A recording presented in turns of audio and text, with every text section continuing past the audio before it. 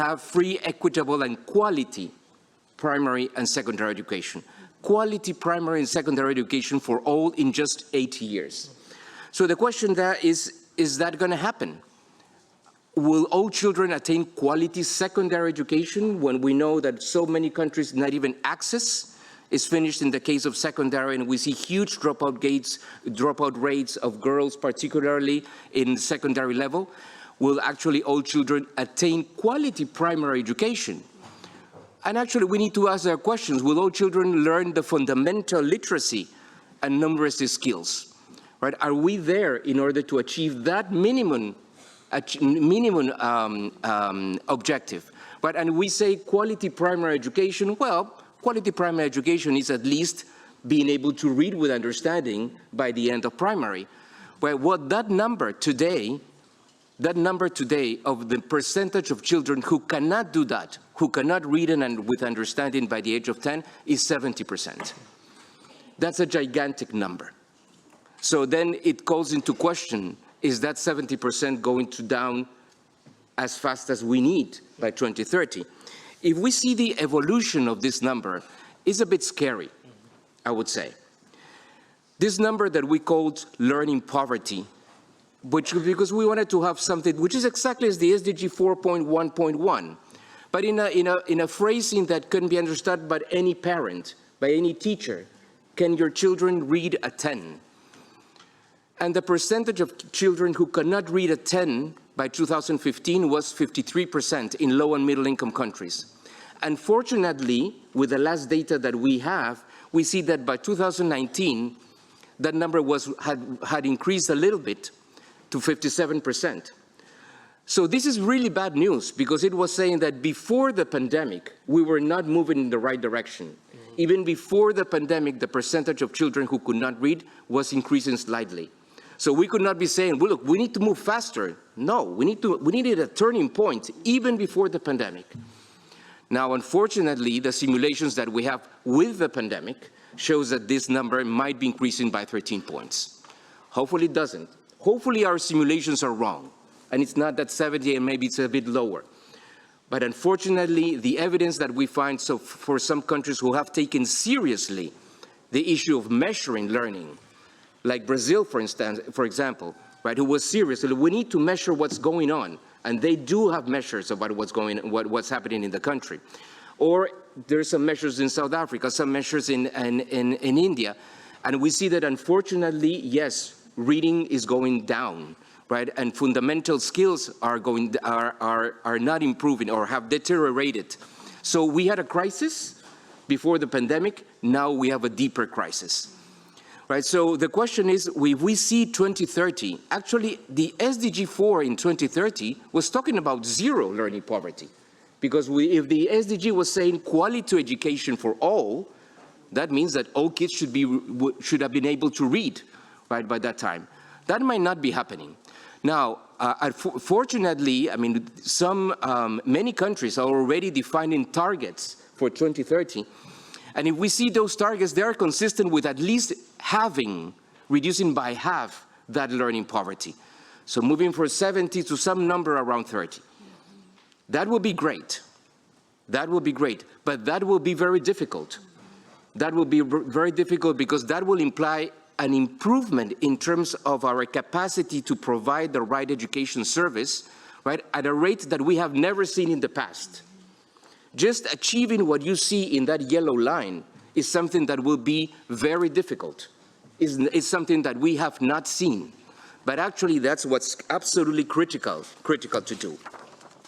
And now, unfortunately, that's in a context in which we're living the worst education crisis in a century.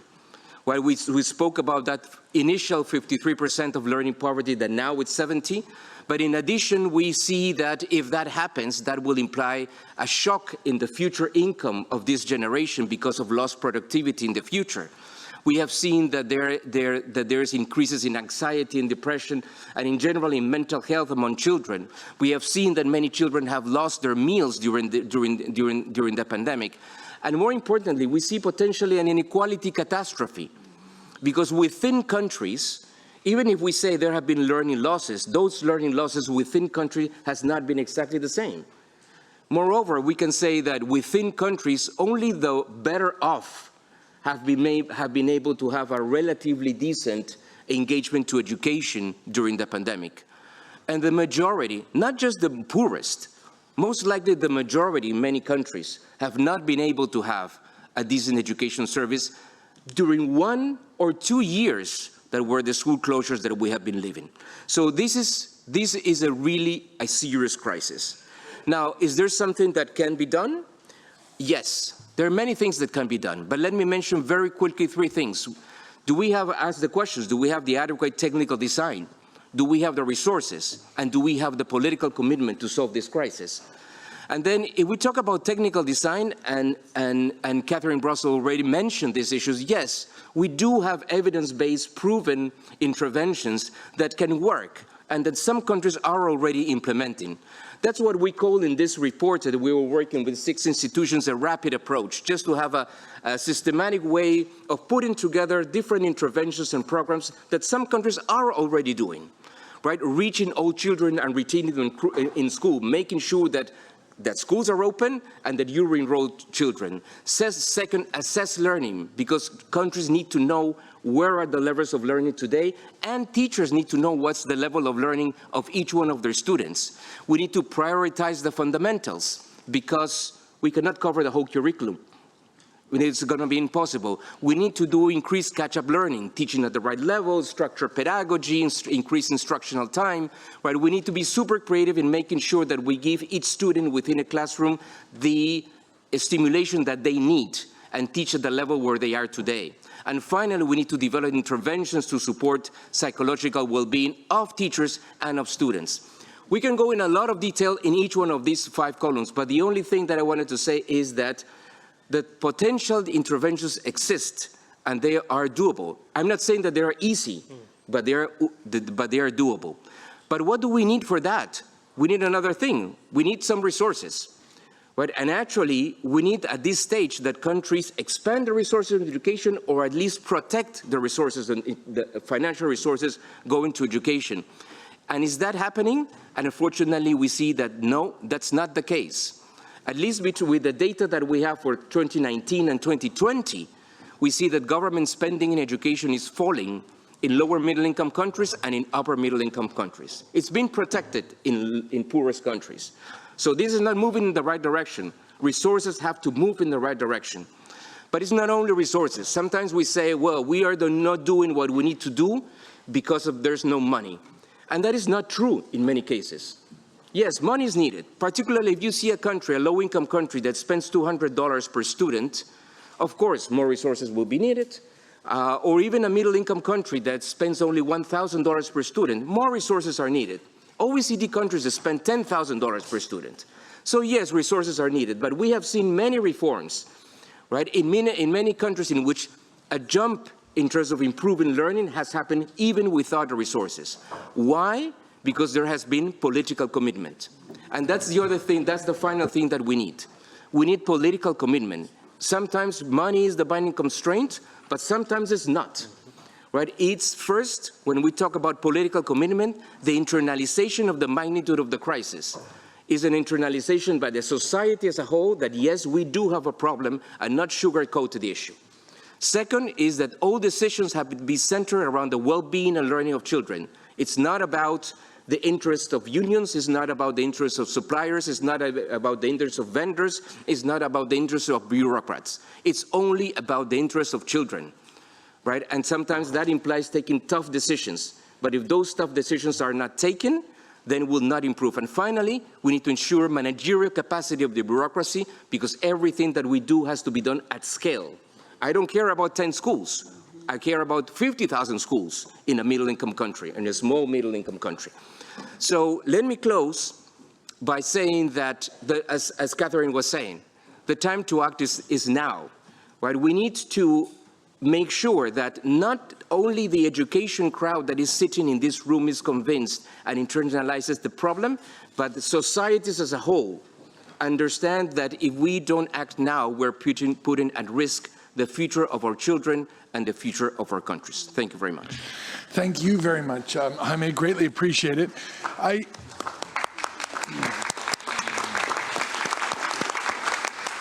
everyone could sense your passion. Really greatly appreciate it, Jaime.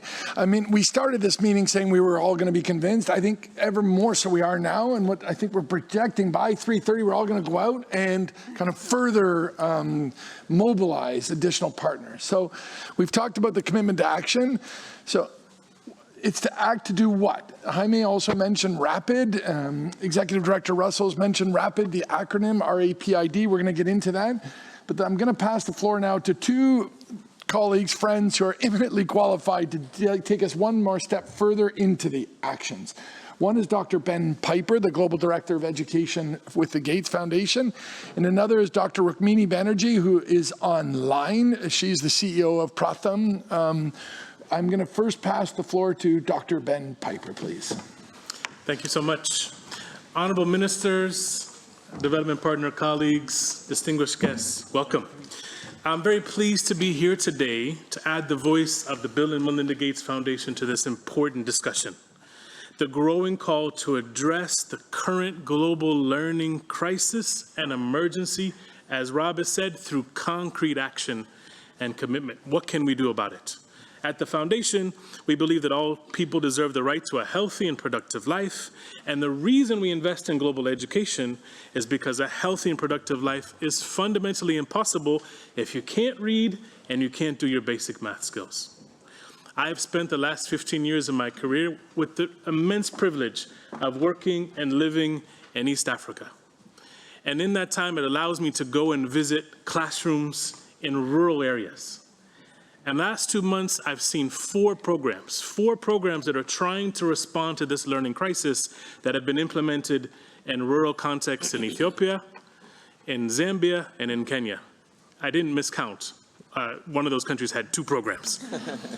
Now, what I saw in those programs were committed teachers with typical classrooms, very large classrooms, 60 kids, 70 kids, but typical teachers with the right resources that allowed them to be effective, that allowed them, even in these rural contexts, even with limited investments, limited salaries, to do a good job teaching in those contexts. But as Jaime has said, the problems are twofold. There's too few of those schools in these countries, and there are too few countries who are actively using this RAPID framework to respond to the magnitude of the crisis. The evidence shows that getting these foundations right supports children to learn their full potential. And as Rob said, there are proven solutions, which we will learn more about from the honorable ministers who will speak to today, that can actually make a difference. So let me give an example from these countries that I observed of the sorts of interventions that are working in small scale and could work at large scale if implemented well. If you remember in Jaime's presentation, under the letter I, one of them was a term called structured pedagogy. So structured pedagogy is one of the interventions that has the evidence base for making a meaningful difference on learning outcomes. So structured pedagogy programs are programs that support teachers with a combination of activities to make their teaching better. Number one, that teacher has a lesson plan that supports them to do the complex task of teaching early literacy or early numeracy. Secondly, those children in those classrooms have a textbook, have a workbook they actually can learn from to learn the complex task of literacy or numeracy. Those teachers are not just trained once off, they're given skills-based training to know how to use those lessons and to know how to support their learners. And fourthly, each of those teachers has coaching or other support to help them in the complex change process. That package of interventions is called structured pedagogy. The second, my good friend and colleague Rukmini will talk about in more detail, but it's the idea of teaching at the level of the child. Curriculum in many countries, including the country where I'm from, the United States, are pitched at this level, right? But many children, when I was a teacher in the US, many of my children were at this level. So if I'm teaching at this level, I'm missing a significant number of children. So programs that are designed to teach at the right level of the child are tailoring their instruction to the needs of the children. The classrooms that I observed over the last couple of months are grouping children based on their skills and supporting them. If they don't know their letters, let's teach them their letters. If they know their letters but they don't know syllables, let's show them how one letter and another letter come together to make a syllable. If they know their syllables, but they don't know how to read, let's practice with the segmenting and blending skills that they need. That's teaching at the level of the child. And finally, remediation. This is increased instructional time for foundational skills. And the program I observed in Zambia last week, it's an additional hour every single day that these children had to practice numeracy and to practice literacy. These are complex tasks that children and teachers need more time to be able to implement. So structured pedagogy, teaching at the level of the child, and remediation. I'm very encouraged by the excitement and the energy in this room, but as Rob said, we need to take the passion and focus on responding to the learning crisis with these evidence-based strategies beyond the confines of the people here so that we can support countries to move forward. And I urge all of the development partners to continue to do the complex task of effectively coordinating our efforts in support of these countries in this room and beyond, who are supporting to end learning poverty and make sure that our collective commitment to improve foundational learning is prominently on the agenda of the summit in September. Thank you very much. Thank you very much. Thank you very much, Ben. Can I pass now to you, Rukmini? I'm hoping the technology is not going to fail us. Oh, there you are. Hi. Well, I see you on the smaller screen. We're just going to get you up on the bigger one. But go ahead, Rukmini. The floor is yours. Good afternoon and namaste to everyone. I'm so privileged that even though I'm far away, you have invited me into the room in Paris. And as Rob and Jaime and others have been speaking, I thought that since I come from one of the world's most crowded countries, I should give you two concrete examples of what is possible. One done by the government and one done by people. We are all aware, and Jaime has laid out for us the magnitude of the problem, the big declines that we have seen in learning. I want to give you my first example from the state of Karnataka in India, where, as Ben was describing, we partnered with the government of the state on a teaching at the right level approach. Now, you all know that schools in India were closed for a very long time, almost 2 years, but the government in this state was ready the minute the schools opened to hit the ground running. So I think this commitment to foundational learning also means being prepared to jump in as soon as possible, with as much preparation as you can do so that you do not waste any time. I wanted to just give you a little bit of a background that because we have data for the last 10 years on basic learning from the annual status of education report, the ASER report in India, we know that in this particular state of Karnataka, on any given year, a typical year before COVID, children's ability to begin to read moved up about 14 or 15 percentage points in a normal year. As soon as schools opened in January of 2022, the government implemented this teaching at the right level program across the state.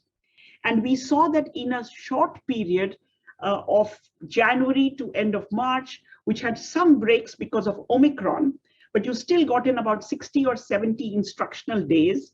The government put aside an hour for reading and an hour for basic math for their grades 4 and 5, 40,000 schools, close to 900,000 or 1 million children.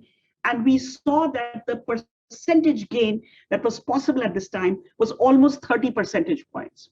So in 3 months' time, post-COVID, once schools open, you could actually double what you could do in a normal year because of the extra efforts that were put in. So when we went in, that the baseline, about 25% of children in grades 4 and 5 were able to read and understand a simple story. But by the time we reached March, end of March, this number had gone up to almost 60%. All done by our government school teachers across the state with whatever resources they had, and with many of the elements that Ben described of mentoring, of support, and of, all together reaching this goal. So this for us is a huge learning that if you can get in as quickly as possible, commit your resources, focus on a simple goal that we need to get the potential of the possibility of children catching up quickly, it can happen. 40,000 schools is a lot of schools. We had summer vacations in India. They happened a little bit earlier in many states because it was very hot this year. And so I want to bring you a second example from the people of India. We in Pratham organized no, we don't need the slide. I can just speak. We in India organized, Ken, we don't need the slides. You can remove the slides, yeah. We in India organized a call to young people in many of our villages to say that can we use a month or 6 weeks of the summer to do catch-up small learning camps using the elements of our teaching at the right level method, but being done in a very frugal way in the neighborhood. And across almost 30,000 villages, 70 to 75,000 young people came forward completely voluntarily. We are just concluding this campaign, and we think there will have been significant results and significant ownership of the village for the growth of learning for their children. I bring in these two examples to say that concrete action is possible. It is possible right now. And like many of you, ever since our schools opened after 2 years, I've been traveling a lot across the country. And I feel the moment is so right. Children are happy to be back in school. Teachers are happy to be back in school. And we all know as parents that we're absolutely delighted that after such a long time that children couldn't go back. So energy is high. Everybody wants positive results. I think it's just a question of everybody tightening their belt, getting down into the action, and actually bringing the world back to a better place than where we were. Thank you so much for giving me the time.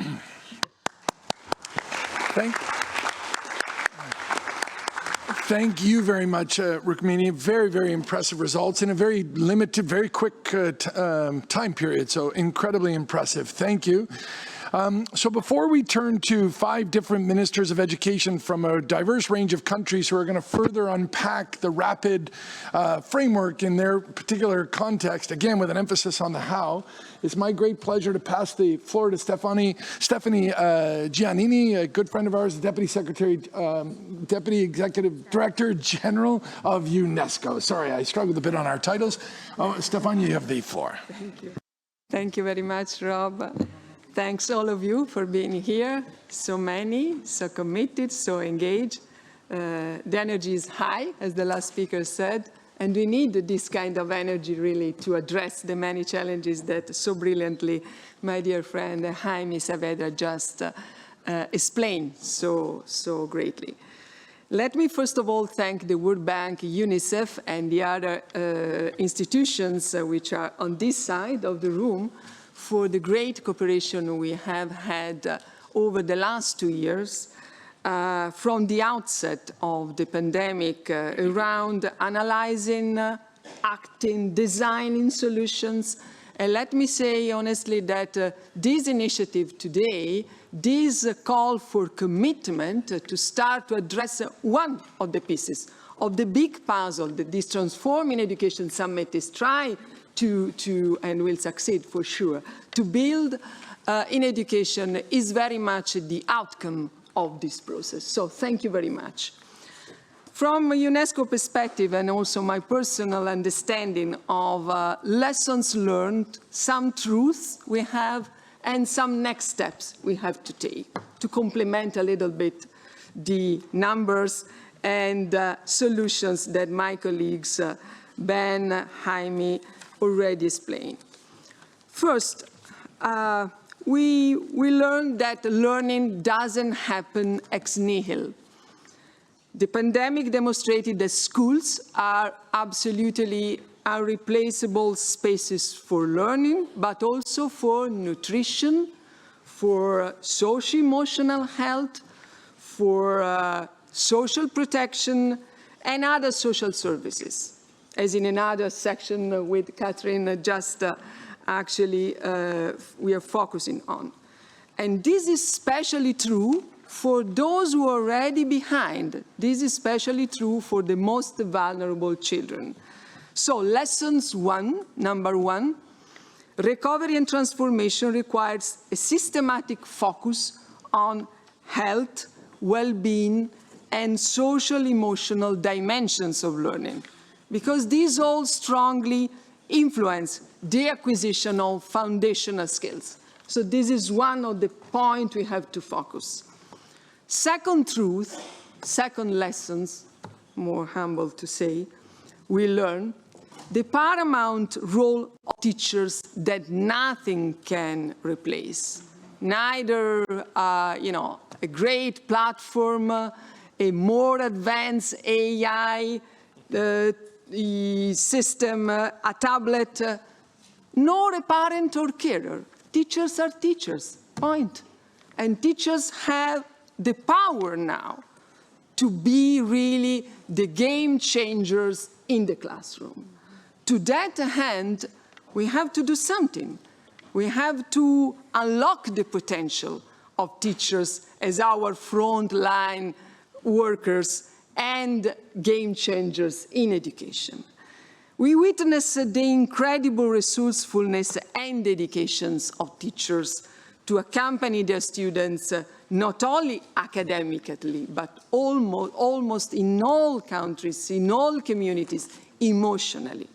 So, lessons 2, teachers are at the heart of educational recovery and renewal. The education systems best prepared to respond to crisis and transform will be those capable of valuing their teachers, providing strong professional support, granting them more autonomy, and giving them actually the conditions to work collaboratively. This is one of the, by the way, of the clear messages which comes from the report on the futures of education that UNESCO released last year. Third point, third lessons, the last one, maybe one of the most important ones. As it stands now, technology doesn't allow for learning anywhere, anytime. We have clear data on that. We know the power of technology, and we know that there is no future in education, as in many other public sectors, without including technology at the service of the human beings, learners and teachers for education. It has been a divider in this pandemic. At least 1/3 of students couldn't access remote learning.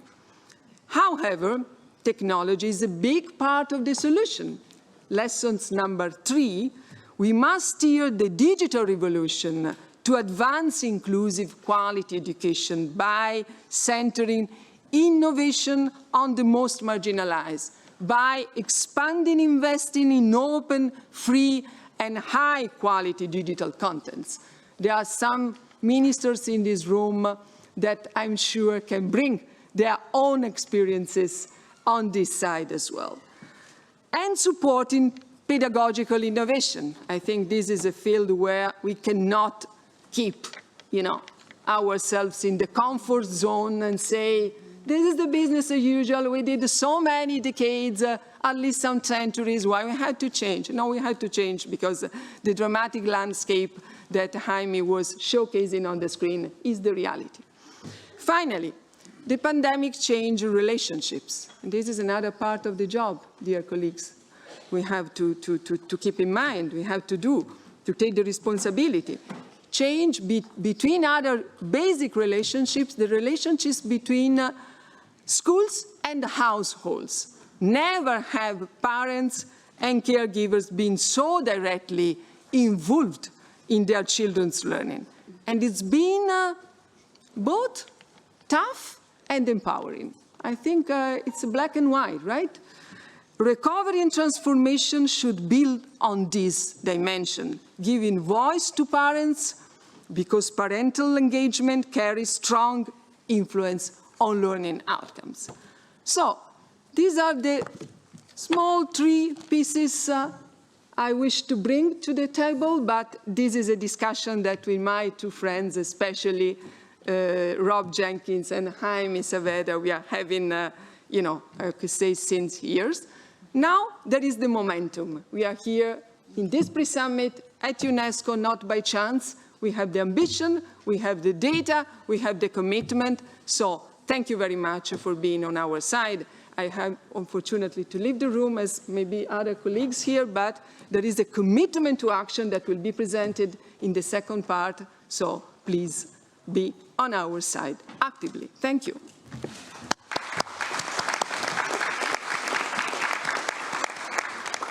Thank you very much, Stefania. Greatly appreciate it. So now we move into perhaps the most exciting part of the session, which is to hear some country case studies from the ministers themselves, building on earlier discussions and comments already. Thank you so much to the ministers in advance.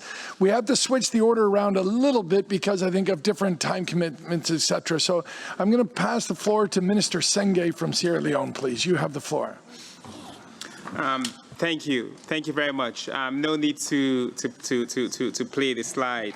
I think it's important for us to understand that when I do go through this, as my dear friend and co-chair DSG says, this is not small t for ticking the box or tweaking.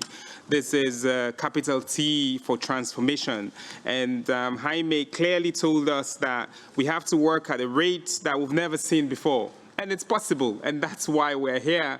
And so I'll share just briefly a little bit about some of the ways in which we have been undergoing this transformation. And my other dear friend Rebecca from Brookings and I, we spoke about purpose, which you mentioned, and Stefania mentioned the pedagogical redesign and systems thinking. I think it's a big mistake if middle income and high income countries don't believe that they also need transformation. This is not just about low and poor countries, because ultimately, the misinformation that stems from lack of foundational education and civic action in the West affects all of us. Ultimately, the need to understand and read a simple story in Sierra Leone will affect the European Union. So this is truly a moment in time for transformation across the entire globe. Now, I will speak a little bit about the prioritizing the need to teach fundamentals. We cannot understand the fundamentals if we don't teach them. And, one example that we have in Sierra Leone is really how we've been able to promote accelerated learning through continuous and remedial classes with context-appropriate technology and skills. Now, what does that mean? We all don't take dictionaries and spell check so for granted that even our SMS phones have autocomplete. And when they fail us, we usually pay dearly for that. That's how much we all use the dictionary. And we take it for granted, but in Sierra Leone, one of the things that we did was to create an SMS-enabled and USSD dictionary, such that every child now we don't have to ship a big dictionary to them, but you can send an SMS for free to a system that can allow you to spell check or to know the meaning of a word. And if you're like me, you sign up and you get the word of the day sent to you every day based on your level, such that whether you're in primary school or in senior secondary school or in university, you're able to get constant and continuous access to learning. This is in addition to the radio teaching program that we have. And the radio teaching program is not just about A is for Apple, 1 + 1 is 2, but we're able to teach fundamentals around good citizen behavior, around comprehensive sexuality education, around good civic action. And in addition, think about how we can focus on teacher training.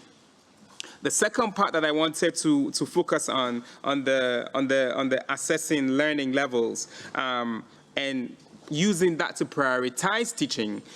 We did the EGRA-EGMA studies in Sierra Leone recently with UNICEF, and we had the results, and the results we used to define and customize our teacher training such that we went back to the classrooms and to the communities, and so far we've been able to train about 7,000 early grade teachers, and 4,000 of them will be trained later on this year. And most of those, we give solar-powered radios and pre-recorded content and SMS platforms to continue improving their learning and skills. Because improvement and continuous learning is not just about the students. It's also about the teachers who are there. And when we speak about innovation and using innovation context appropriate to promote learning and to transform our educational system, we're thinking the whole way for the students, for the parents, and for the teachers who are involved.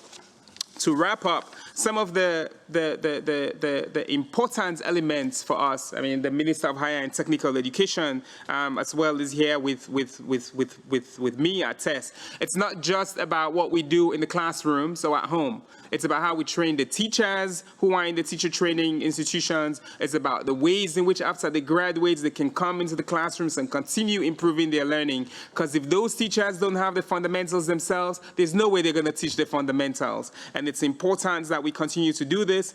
And we have what we call the Education Innovation Challenge, where through which we invest in partnerships that some of the examples have been promoting teaching at the right level, as everybody has been mentioning. These are proven methodologies and techniques that improve learning outcomes. This reliance on hybrid technology, as I've spoken about, SMS, radio, and where possible, digital solutions. Everybody must have access to continuous learning.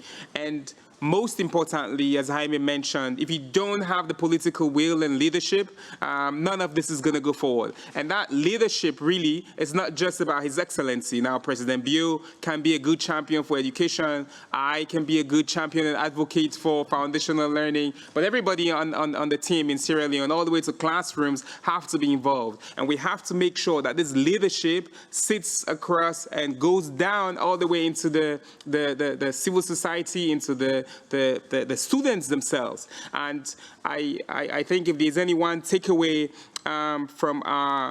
from our experiences in Sierra Leone, is that we cannot achieve these outcomes and meet our SDG 4 targets and national benchmarks without the fundamentals. And we cannot meet the fundamentals without teaching the fundamentals. And it's important that we're able to do this at the right level in all classes, across the board, to kids who are in school, those who are out of school. Use mobile where it's possible, use radio where it's possible. And if paper is all you have, use paper as well, because we're going to work within the priorities of each country. So thank you very much.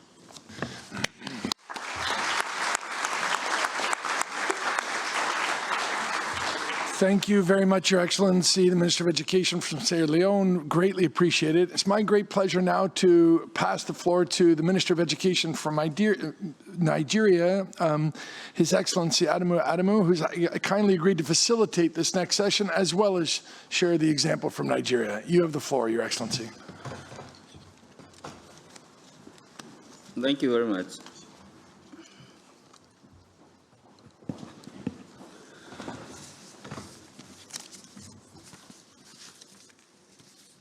The session is about the great crisis that we are now deep in. And this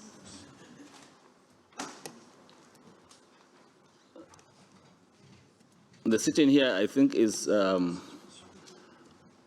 facilitated by the government of Nigeria, by UNICEF, by UNESCO, by the World Bank, by the Bill and Melinda Gates Foundation, and by many international development partners. And it is to look at the crisis that we now have. And with me, already one has already talked, and I would like to know whether all of them are around. We have the Director General of the Ministry of Education and Geographical Opening Up of Central African Republic. Is he here? You're welcome. Then we have His Honorable Victor Godoy from Brazil, Minister of Education. You're welcome, sir. Then from Mongolia, we had Amgala Lufsenteren, the Minister of Education, Mongolia. Is he here? He's not here. Okay, the order has already been changed because Central Africa was to speak first, then Sierra Leone has done so. I will now call upon the Minister of Education, Central African Republic, or the Director General representing him, to give us his own position on reaching and retaining learners within schools.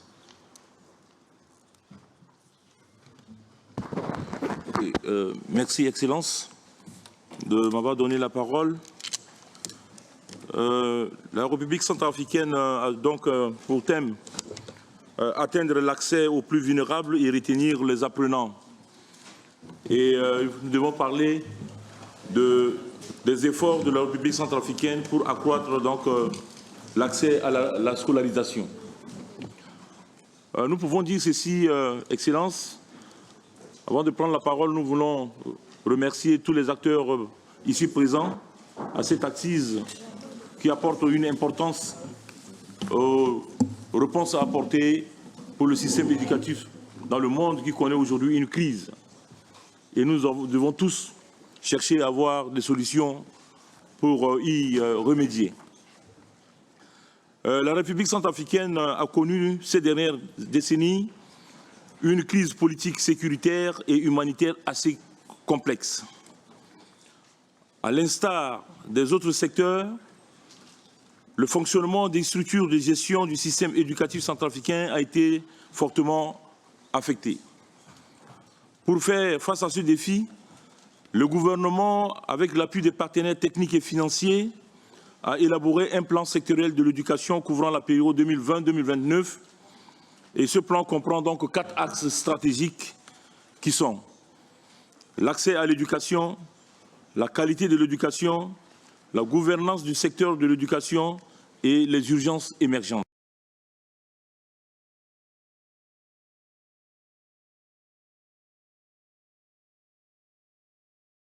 Du système éducatif centrafricain. S'agissant des efforts du gouvernement pour accroître l'accès à l'éducation, Son Excellence, Monsieur le Président de la République, chef d'État, a pris un décret pour augmenter progressivement le budget dédié à l'éducation. Et s'en suivra donc la lettre d'engagement de Monsieur le Premier ministre, chef du gouvernement, qui engage le gouvernement à financer le plan sectoriel de l'éducation. Malgré le niveau d'exécution qui ne reflète pas entièrement cette allocation, nous nous engageons à continuer de suivre avec le ministère des Finances afin d'atteindre les objectifs prévus. L'appui des partenaires tels que l'UNICEF, la Banque mondiale, l'Union européenne, l'Agence française de développement, l'UNESCO, Education Cannot Wait, le partenaire mondial pour l'éducation, GPE, la coopération française et autres a permis d'amorcer la mise en œuvre des activités prévues dans le plan sectoriel de l'éducation. Le secteur de l'éducation a subi de plein fouet l'impact de la crise post-électorale du décembre 2020. Près de 1000 écoles ont été fermées, de force occupées ou endommagées à la suite des affrontements. Il s'agit de la deuxième interruption majeure du système éducatif en moins d'1 an, après la fermeture des écoles en 2020 en raison de la Covid-19. Pendant près de la moitié de l'année, les enfants ont vu exploser à risque de protection et de déplacement interne, et la situation sécuritaire affectant aussi le déploiement des enseignants dans le pays. Malgré ce contexte difficile, le ministère de l'Éducation a pu prioriser sur des interventions clés pour améliorer l'accès et la rétention, et spécialement pour les plus vulnérables, à savoir 1. La construction et réhabilitation des salles de classe, la dotation des écoles en matériel didactique dans toutes les inspections académiques à travers le projet d'urgence de soutien à l'éducation de base, financé par la Banque mondiale et le programme soutenu par l'UNICEF, financé par le GPE, Education Cannot Wait. Ces interventions ont contribué efficacement à l'accès des enfants les plus vulnérables à l'école, y compris dans les zones difficiles. Le programme d'enseignement accéléré PEA, appuyé par certains PTF, a facilité le retour des enfants les plus vulnérables, y compris les déscolarisés et les déplacés à l'école et leur réintégration dans le système formel. Le programme d'enseignement par la radio avec l'appui technique et financier de l'UNICEF a aussi contribué à l'accroissement de la scolarisation des enfants dans les zones défavorisées. Des leçons en français et en mathématiques pour le niveau primaire ont été préparées, enregistrées et diffusées en français et en langue nationale, le Sango, à travers les radios nationales et communautaires. Des clubs d'écoute ont été mis en place, animés par des personnes aux ressources, en utilisant les leçons autour des écoles ciblées pour compléter l'apprentissage et encourager la fréquentation scolaire. Cette méthode permet de prendre l'école plus proche aux communautés. Nous sommes en train de finaliser aussi les leçons pour le secondaire et pour une mise en échelle globale. Des campagnes de sensibilisation de retour des enfants à l'école ont été initiées pour favoriser un retour massif des enfants et surtout des filles à l'école. Nous nous engageons dans une stratégie de dialogue communautaire plus approfondie et pérenne pour assurer une conscientisation de toutes les couches sociales pour adresser un changement des normes sociaux envers l'éducation, spécialement en faveur des filles et des enfants les plus vulnérables. Le programme de démobilisation des enfants issus des groupes armés, avec l'appui technique et financier de l'UNICEF et des ONG, a permis la réinsertion des enfants soldats. Nous avons commencé à utiliser une approche de paquet intégré qui comporte un ensemble des activités intégrant l'éducation, la protection et appui psychosocial, OSH, et changement de normes sociaux et comportementales. Pour obtenir un meilleur et le plus impact, cette approche, dans un contexte de crise, vise à passer une réponse d'urgence et de solutions durables à travers une approche nexus de l'éducation où les communautés bénéficiant de programmes comprennent la population déplacée, réfugiée, retournée et les communautés d'accueil. Le défi reste majeur, mais la volonté du gouvernement, avec les partenaires qui fait de l'éducation l'une des priorités, avec l'appui des partenaires techniques et financiers du secteur éducatif, l'espoir demeure à l'horizon prévu dans le plan sectoriel de l'éducation. C'est ici le lieu de remercier tous les partenaires techniques et financiers qui ne cessent d'appuyer le système éducatif centrafricain et c'est aussi l'occasion à saisir pour lancer un plaidoyer à l'endroit pour plus de mobilisation en faveur de l'école centrafricaine. Ensemble, nous veillerons pour un accès inclusif à l'éducation. Je vous remercie.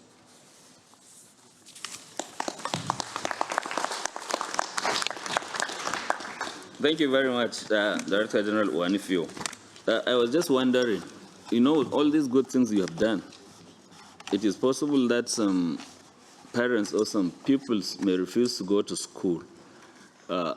In Nigeria, we have resorted now to prosecuting parents.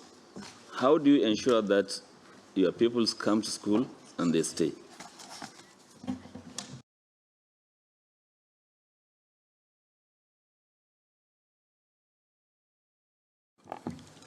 Aujourd'hui, nous avons mis en place donc une dynamique qui est donc de mettre d'abord la communauté au centre de l'éducation. Et la communauté devait donc être un couloir de transmission entre le ministère de l'Éducation nationale, les autorités au niveau déconcentré, pour mener à bien la politique de l'école de proximité. Et c'est la population, en principe, la communauté qui doit porter l'éducation. Et il faudrait que ce message-là puisse être relayé sur l'ensemble du territoire pour permettre à ces acteurs qui sont les communautés d'appuyer ou bien de prendre à cœur le système éducatif. Et voilà, c'est ce qui est important. Et l'école aujourd'hui en République centrafricaine par rapport à la crise que le pays a subie, c'est un facteur de cohésion sociale où toutes les communautés réunies autour de l'école pourront apporter un vecteur qui puisse développer le système éducatif. Cette stratégie que nous avons mise en place aujourd'hui nécessite beaucoup de mobilisation en ce qui concerne donc les ressources humaines, c'est-à-dire la formation des enseignants, sans oublier aujourd'hui que la République centrafricaine compte aujourd'hui plus de 63% des maîtres par an, qui sont donc les communautés. Donc il faut falloir mettre en place des stratégies pour les identifier, pour les former, les déployer dans les écoles et assurer leur suivi. Et tout ça, ça dépend à ce que nous puissions mobiliser des ressources. Parce que le pays est en crise, mais les autorités, il faut que les autorités puissent, à travers les ont privilégié l'éducation qui est devenue aujourd'hui un vecteur de cohésion sociale. Donc il va falloir que nous puissions ensemble nous mettre pour accompagner le système éducatif et mettre vraiment la communauté au centre de la problématique de l'éducation. Thank you very much. So now let me now take it and tell you our own experience in Nigeria. In Nigeria, as many countries, has prioritized the increasing access to education and reducing the number of out-of-school children. Actually, we have had the highest number for a very long time, but we have been reducing them. Only that there are some natural catastrophes. We take out children from the streets, and then catastrophes send some more. So actually, it is a constant struggle. More than 70% of our school children cannot read with understanding or solve simple mathematical problems. And this has been exacerbated when more than 50 million children were locked out of school in Nigeria during the early stages of COVID-19. Without foundational learning, our children cannot access the curriculum and develop skills they need to thrive in the workforce, to be actively engaged in citizens, or to be useful citizens on the global scene. Because of this, we see learning poverty as both a priority in itself and a key strategy to address the out-of-school phenomenon in our country. The response we have for this has about 5 key pillars. Number 1, creating an enabling policy environment for early learning through legislation, 1 year of compulsory pre-primary education, and supporting mother tongue instruction in the early grades as key determinants of learning success. Number 2, testing and scaling cost-effective, evidence-formed models on foundational literacy and numeracy in both development and humanitarian contexts across at least 15 states out of the 36 in Nigeria. 3, ensuring that we have well-prepared, technically qualified, and highly motivated teachers through the full implementation of a comprehensive teacher competency program framework, an effective continuous teacher professional development system, and a robust teacher management information system. Number 4, ensuring the provision of quality, gender-sensitive, and inclusive teaching and learning materials to achieve a print environment in the classroom, and we progressively ensure that every child has his or her own textbook or workbook.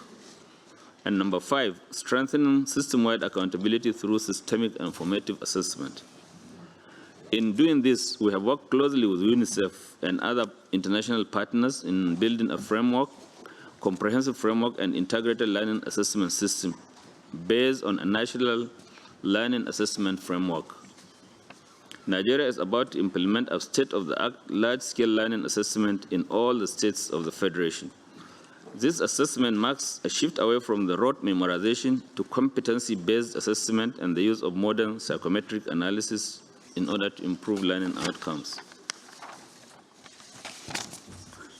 The assessment will be administered to learners in the grades 3, 5, and 7 and will assess foundation, literacy, and numeracy, and all life skills. The findings from this national assignment will assist us in diagnosing the health of our educational system and to set, implement, and monitor targeted policies to accelerate progress. In the classroom, we have engaged our teachers in developing a standardized formative assessment system to provide students with targeted support based on where they are in their learning journey.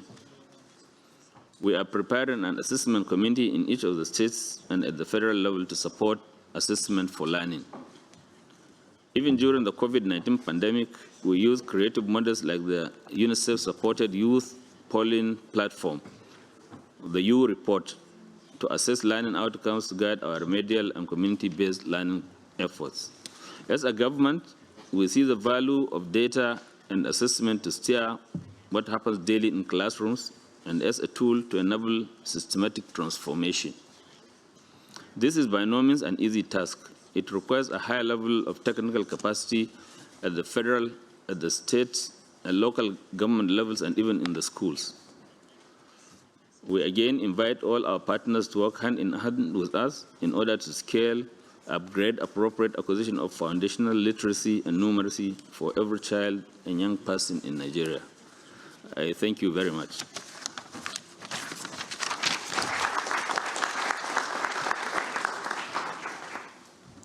And I call upon Honorable Victor Godoy, the Minister of Education, Brazil, to give us his paper on increasing catch-up and remedial education.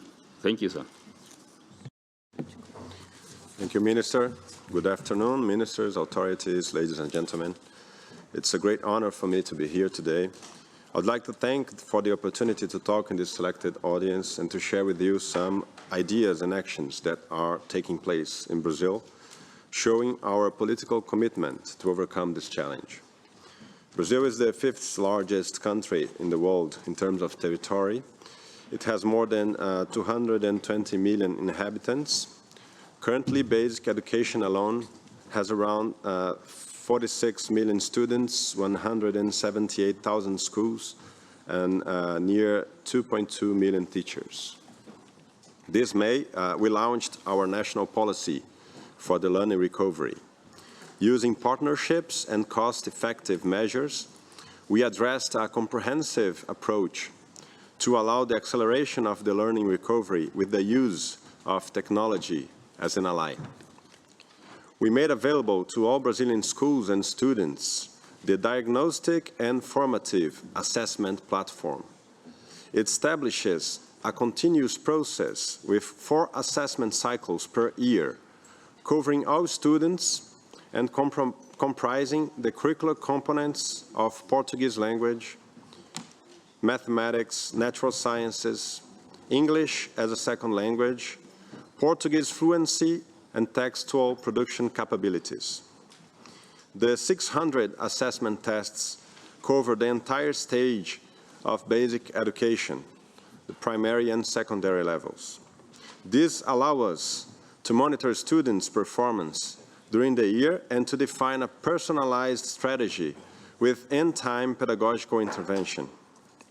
Personalized learning follow-up is an approach that adjusts teachers' instruction levels by reorganizing students into small groups suggested by our platform with similar learning difficulties. This aim is to act on students' learning level, reducing inequalities and helping them to overcome the learning gaps. The first assessment cycle involved 5 million students in more than 2,000 municipalities, and the result depict the size of our challenge, as more than 55% of third-grade students are not able to read, and more than 70% of them do not have the fundamental numeracy skills. At this moment, we are concluding the second assessment cycle. Looking to the future of education, the initiative includes innovative actions. For instance, an application that uses artificial intelligence to correct texts produced by students as well as to support pedagogical paths planning. The developed application can transform handwritten text into digital text and perform automatic correction in terms of spelling, textual coherence, among other aspects. Another application that uses AI is the early warning system, which enables schools to proactively identify students at high risk of dropping out of school and provide customized interventions while students are still in school. This is a comprehensive solution that we are planning to launch next month. The teacher training to work with innovative practices is essential for successful educational inclusion. In this sense, the Brazil Ministry of Education offers continuous education courses that are 100% online and free, aligned with the Brazilian curriculum and to the pedagogical use of technologies. And we also offers courses in subjects as technology, innovation, social skills, mental health, well-being, and others. Nowadays, we have more than 3.6 million enrollments in our courses, a relevant increase when comparing to the 60,000 before the pandemic situation. The success of this recovering policy will allow us to reduce poverty and inequalities, preparing our students to access VET, higher education, and lifelong learning. We are committed to taking our country towards more social and economic development throughout the improvement of our educational system. I would like to thank the World Bank for being a partner in many educational policies in Brazil, as well as all other international partners. The time to fulfill the right for education for all students is now. Thank you very much.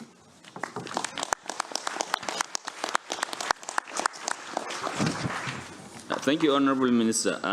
In speaking about bridging the learning gap in Brazil, you know, in Nigeria, we were helped by the school feeding program, and I just thought probably you will at least mention Bolsa Familia, whether it has been a very good help to you, and whether people should copy it. Thank you. Okay, we have this national program, the federal program, which is called nowadays Auxílio Brasil, Brazilian aid, which give families with low income some resources. And as a requirement to receive those resources, families must guarantee that their children are in school. So this helped us to get to near universalize the access to students in schools. And now we have improved the program so that we can also incentivize the development of their successful path. So we can give additional resources if their children are getting good results in schools. So it's a very interesting program that is increased, improved last year. That helped us to improve the access, and now we're looking forward to improve the quality of the offer of education. The Minister of Education Mongolia is not here. He is represented by Ms. Sanjabadan, Scientific Secretary of Research Institute of the Ministry of Education and Science. She has the floor. Is she here?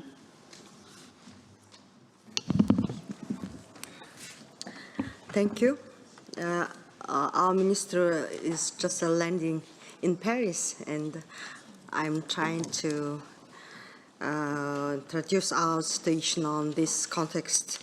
And first of all, we thank this opportunity to serve share our experience, and we are trying to get the very good experience, which is we can use in our context. And the learning is a priority policy in Mongolia. It's defined as a heart of education developed goals 2030. As technology evolves, learning goes beyond what we use and understand, and it is not the concept written in the programs, curricula, or what teachers teach in the classrooms. COVID-19 has profoundly affected people, in particular children and youth learning in Mongolia. We diagnosed the school children how much they have lost during the school closure. The results indicated that they didn't learn almost 1/3 of what they are supposed to learn. To recover from this loss, we have been implementing first learning recovery plan focusing on 3R. Reconnect with what students already learned, recovery what they didn't learn, and resilience what they are learning. Second, enabling all students more learning opportunities outside the classroom. We promote digital learning and open resources and cooperation with EdTech sector in Mongolia. Thanks to this digital system, all students can learn from the best qualified teachers in Mongolia after the regular classes. This is cognitive loss we are somehow able to bear with. After the COVID, we encountered another challenge related to children's mental health and social-emotional learning. Being unable to meet their classmates for the extended period or engage in extracurricular school or community activities, children experience a feeling of loneliness, spend more time looking at the screens to the loneliness, develop anxiety and fear and worried about lagging in their learning. For example, 56.2% of school children have low adaptability skills and showing symptoms of reacting attachment disorder, such as aggressive behavior, stress, frustration, blaming, or the hypersensitivity. While exploring the children's social-emotional state, relationships, and emotions, we found that 1/3 students experienced problems with family relationships, and 1 in 3 experienced problems with the friendship during the school closure. Indeed, in the school environment, children not only learn cognitive skills, but also, most importantly, soft skills such as communicating, interacting peer and teachers, hanging with their friends, and expressing themselves, sharing feelings, empathy, compassion, etc. During the school closure, they have totally lost 3 opportunities of learning. Thus, we allocated school psychologists, promoted social-emotional learning activities, and implemented school prevention policy from the bullying. Moreover, in cooperation with the EdTech companies, we promoted psychological support applications, and it enabled students and parents to discuss about the showing sign of the mental health and understand some ways to prevent from the issue. At present, we identified some significant changes in children and social-emotional environment within the school context. School psychologists also work with teachers and handled the mental issue. That some outcomes are context in this time, and we hope we can build a new education system in the new world, and we will together for this goal. Thank you for your attention. Thank you very much. I think Central Africa has spoken about reaching and retaining learners. Sierra Leone, prioritizing teaching and fundamentals. Brazil, increasing catch-up and remedial education. Mongolia, developing health and psychosocial well-being of students. In Nigeria, we spoke about assisted learning.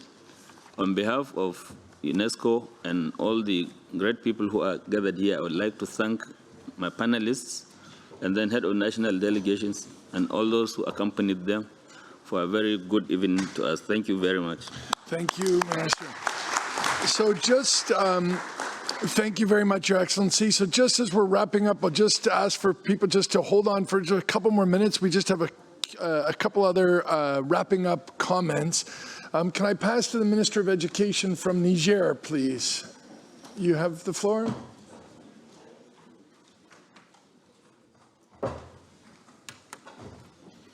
Please, sir. Your Excellency. Merci beaucoup, Excellence. Mesdames et Messieurs, à vos titres et grades respectifs, en septembre prochain, le secrétariat général de l'Organisation des Nations Unies compte organiser à son siège de New York le sommet sur la transformation de l'éducation afin de répondre à la crise des apprentissages nés de mutations sociales, culturelles, politiques et technologiques. Cette crise se manifeste essentiellement par l'insuffisance et ou l'inadaptation des apprentissages scolaires face aux besoins des pays et des populations. Mon pays, le Niger, fait face à plusieurs mutations, parmi lesquelles nous pouvons retenir les défis démographiques, avec une population passée de 3 millions en 1960 à 24 millions en 2022, à cause essentiellement d'un taux d'accroissement de 3,9% par an et d'indice synthétique de fécondité de 7,6 enfants par femme. Cette situation démographique produit chaque année près d'1 million d'enfants en âge d'être scolarisés dans un pays aux ressources assez limitées, ce qui se traduit au Niger par une forte demande en éducation, de faibles taux de scolarisation, des classes à effectifs très élevés. Le défi climatique ou du changement climatique qui impacte négativement l'agriculture, l'élevage, la pêche, qui constituent les principales activités de près de 80% de la population nigérienne. Ce changement climatique appauvrit les populations et les rend incapables de se nourrir, de subvenir à la scolarisation de leurs enfants. Le troisième défi, c'est le défi sécuritaire, qui provoque tantôt des fermetures des écoles, tantôt des délocalisations des écoles, avec le corollaire de sous-scolarisation, de perte de temps d'apprentissage, de désordre psychologique et social. Par la rencontre d'aujourd'hui, nous allons à la conquête de l'éducation ou l'utopie nécessaire que Jacques Delors annonçait dans son livre « L'éducation, un trésor est caché dedans », paru en 1999 sous l'égide de l'UNESCO. Dans la même décennie, dans l'avant-propos du livre de Joseph Kizerbo, Éduquer ou périr, paru en 1990, on peut lire: pour relever les multiples défis en cette fin de siècle, il importe de s'appuyer sur des leviers puissants capables de faire basculer les lourds obstacles qui barrent le chemin vers l'accomplissement de leur destin des diverses communautés humaines. C'est le sens de l'appel lancé à tous les pays, à tout le peuple et à tous les citoyens du monde en faveur de l'éducation pour tous. En effet, le pré-sommet doit extraire de l'école le trésor caché afin de faire de cette institution séculaire un outil de promotion grâce à ces extrants que je nomme les apprentissages. Or, ces derniers sont en dessous aujourd'hui de nos espérances, aussi les qualifie-t-on de pauvres. Oui, les acquis ou les apprentissages sont pauvres car ils ne nous permettent pas de vivre correctement, tout comme un faible revenu empêche l'accès aux ressources matérielles nécessaires au bien-être. Mesdames et messieurs, chers participants, en 1961, les États africains optèrent pour une scolarisation universelle à l'horizon 1980. À la fin des échéances, peu de pays peuvent prétendre atteindre la cible. Seule la Tanzanie de Julius Nyerere et le Kenya de Jomo Kenyatta semblent être les bons élèves. Après le sommet de Djamtien en Thaïlande en 1990 et celui de Dakar au Sénégal en avril 2000, la communauté internationale, sous le leadership de l'UNESCO, s'engage dans l'éducation pour tous, ou EPT, concomitamment avec les OMD, afin de scolariser les enfants de l'humanité à l'horizon 2010-2013. Et des pays peu scolarisés comme le Niger élaborent des programmes décennaux. À l'échéance, l'objectif n'est pas encore atteint. En 2015, l'humanité se propose de sauver sa planète avec 17 objectifs dits de développement durable ou ODD à l'horizon 2030. Parmi ces ODD, le numéro 4 est spécifique à l'éducation. C'est à l'aune de cet ODD 4 et ces 17 cibles qu'il faut comprendre la pauvreté des apprentissages. Son Excellence Mohamed Bazoum, président de la République du Niger, disait dans son discours d'ouverture, parlant du Niger, si je considère le défi de l'éducation comme notre plus grand défi, c'est parce que je sais que le faible taux de scolarité et le taux élevé des échecs scolaires ont pour effet de priver des contingents très nombreux d'enfants et de jeunes réelles chances d'éducation. Mesdames et messieurs, les grands pédagogues de tous les temps ont admis que l'éducation est un transfert de savoir des adultes vers la jeunesse ou des détenteurs de savoir vers ceux qui en sont dépourvus et qui en ont besoin. Ce transfert de savoir assure la construction ou la mise en place des hommes et des femmes dont la société a besoin pour fonctionner. Aujourd'hui, on parle de capital, de production de capital humain. Son Excellence Mohamed Bazoum ne dit-il pas, conformément à mon engagement décliné dans mon discours d'investiture, je travaille à relever notre système éducatif afin qu'il soit en mesure de générer le capital humain dont notre économie a besoin. Ce transfert a lieu au moyen de 2 actes humains. Les anciens enseignent et les jeunes apprennent. On obtient alors le couple enseignement-apprentissage. Un apprentissage est dit pauvre quand ce transfert se trouve dans des situations particulières comme quand dans un système éducatif, les jeunes ou apprenants acquièrent peu d'apprentissage. Quand dans un système éducatif, peu de jeunes accèdent aux apprentissages. Quand les apprentissages ne sont pas pertinents au vu de la situation du pays, des populations et des communautés. Mesdames et messieurs, la pauvreté des apprentissages ou learning poverty n'est pas un fait de hasard, non plus un fait conjoncturel. Cette pauvreté est structurelle, économique et culturelle. Dans mon pays, la pauvreté des apprentissages est mesurée par des niveaux atteints par les élèves en français, langue officielle et langue d'enseignement aujourd'hui. Et en mathématiques, et les résultats issus des enquêtes nationales et internationales relèvent qu'en 2019, en lecture, 70% des élèves du primaire au Niger en fin de cycle n'ont pas atteint le niveau suffisant de maîtrise des compétences en lecture. En mathématiques, 77,5% des élèves du primaire au Niger en fin de cycle n'ont pas atteint le niveau suffisant de maîtrise des compétences en mathématiques. Chers participants, au Niger, cette situation peut s'expliquer par le faible niveau de compétences professionnelles des enseignants, une insuffisance des intrants comme les manuels, les fournitures scolaires, les laboratoires, les matériels pédagogiques ou didactiques. Un environnement scolaire peu propice aux apprentissages violents et non sécurisés. Face à cette situation, le pays envisage la relecture des programmes d'enseignement du cycle primaire en attendant la généralisation de nouveaux curriculums en expérimentation par l'introduction des langues nationales dès les premières classes de l'enseignement primaire. La professionnalisation des enseignants et l'élaboration d'une politique enseignante. La construction des classes pour remplacer progressivement les classes en paillotes et des internats pour jeunes filles. L'optimisation des temps d'apprentissage par un système de monitoring du temps scolaire.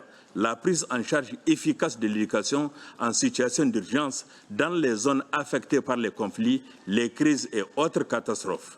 Crise sanitaire liée à la pandémie du Covid, l'inondation, etc. L'intégration des TIS pour améliorer la qualité de l'éducation.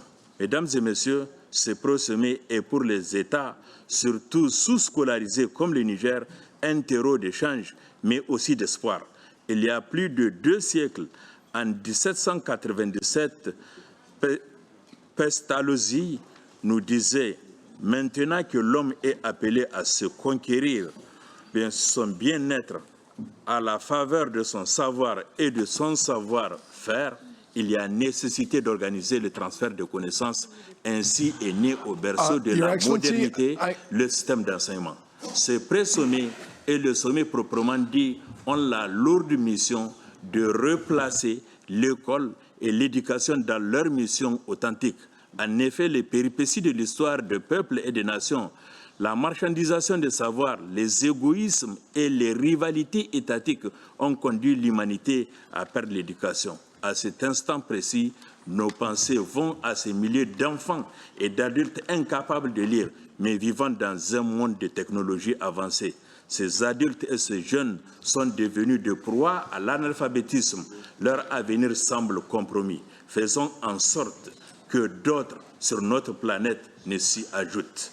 C'est pourquoi le Niger pense s'adresser à une communauté internationale audible, humaine et humaniste. Vive l'éducation, vive la coopération internationale. Je vous remercie. Thank you very much, Excellency. A final word, Minister Shoki, please. Well, it has been an amazing meeting, very fruitful. I can only reflect on the comments by Ms. Amina. Deputy Secretary General the United Nations, by Rob and Catherine, by Jaime, Stefania, very, very useful, by honorable ministers. I guess we agree on everybody facing the same problem. Solutions are coming up everywhere.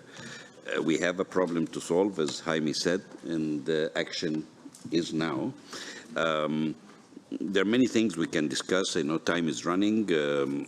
We have achieved a lot of things in Egypt, as I tried to say, and I only said a tiny bit of it. I was very impressed by what I heard in Brasilia, in other countries around the world. And I guess one thing I hope the international agencies can help with is to champion those projects that we can share and we can build on each other instead of being fragmented. There are many things we listen to now today with the help of technology also.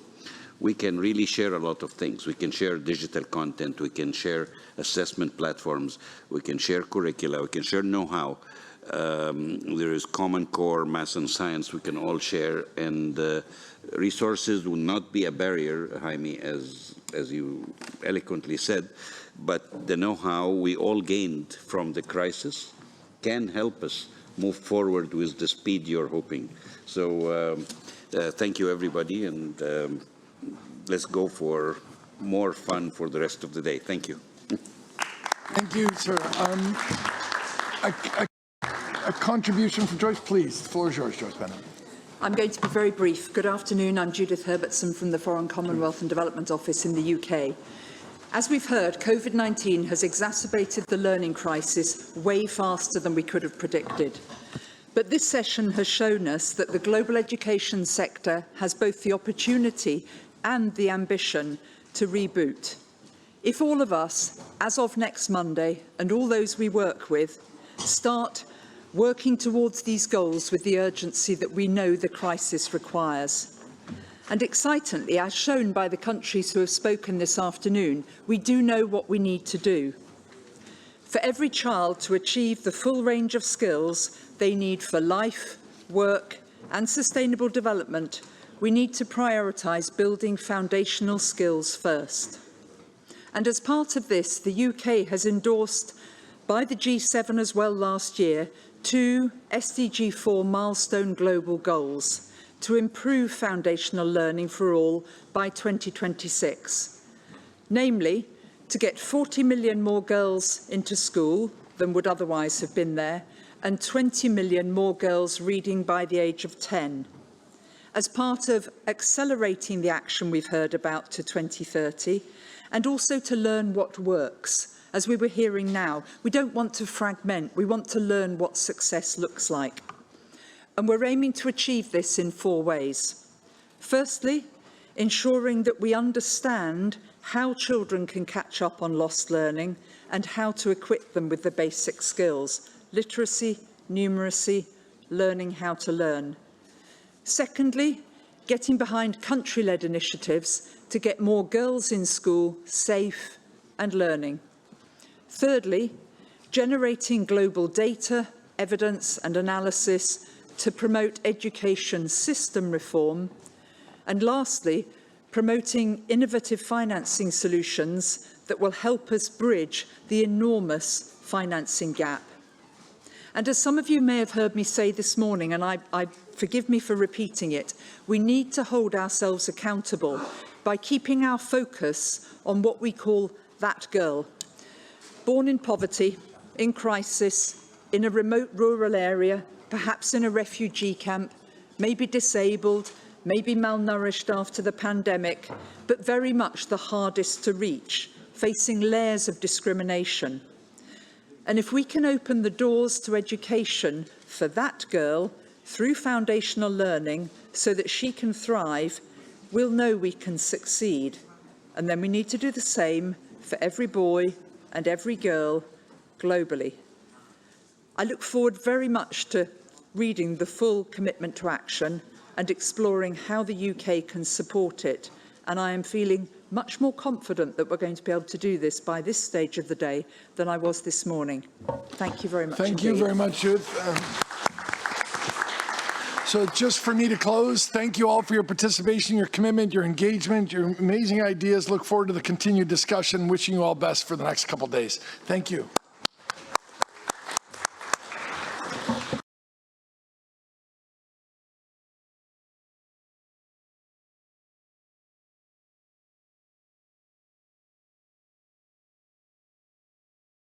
Number of colleagues who you see beside me who will be making short remarks. A number of you have come prepared to share some of your experiences and your insights from your countries and your agencies. But we're very much looking forward also to a conversation in the room.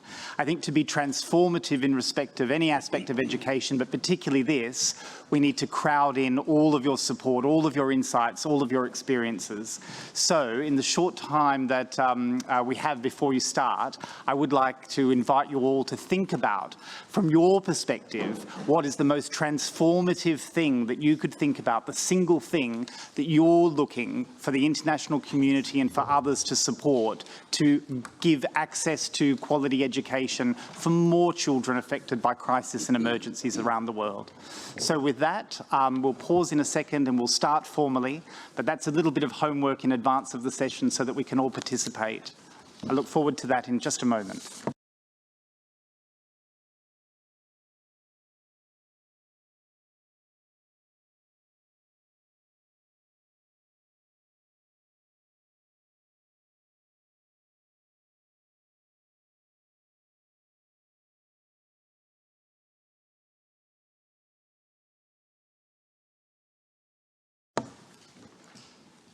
So, ladies and gentlemen, this is the official start now, and so thank you for being here. It's absolutely amazing to see so many familiar faces, to be joined by so many friends, and above all, to be joined by so many staunch advocates for the right of children caught up in crisis, caught up in emergencies, to continue their education.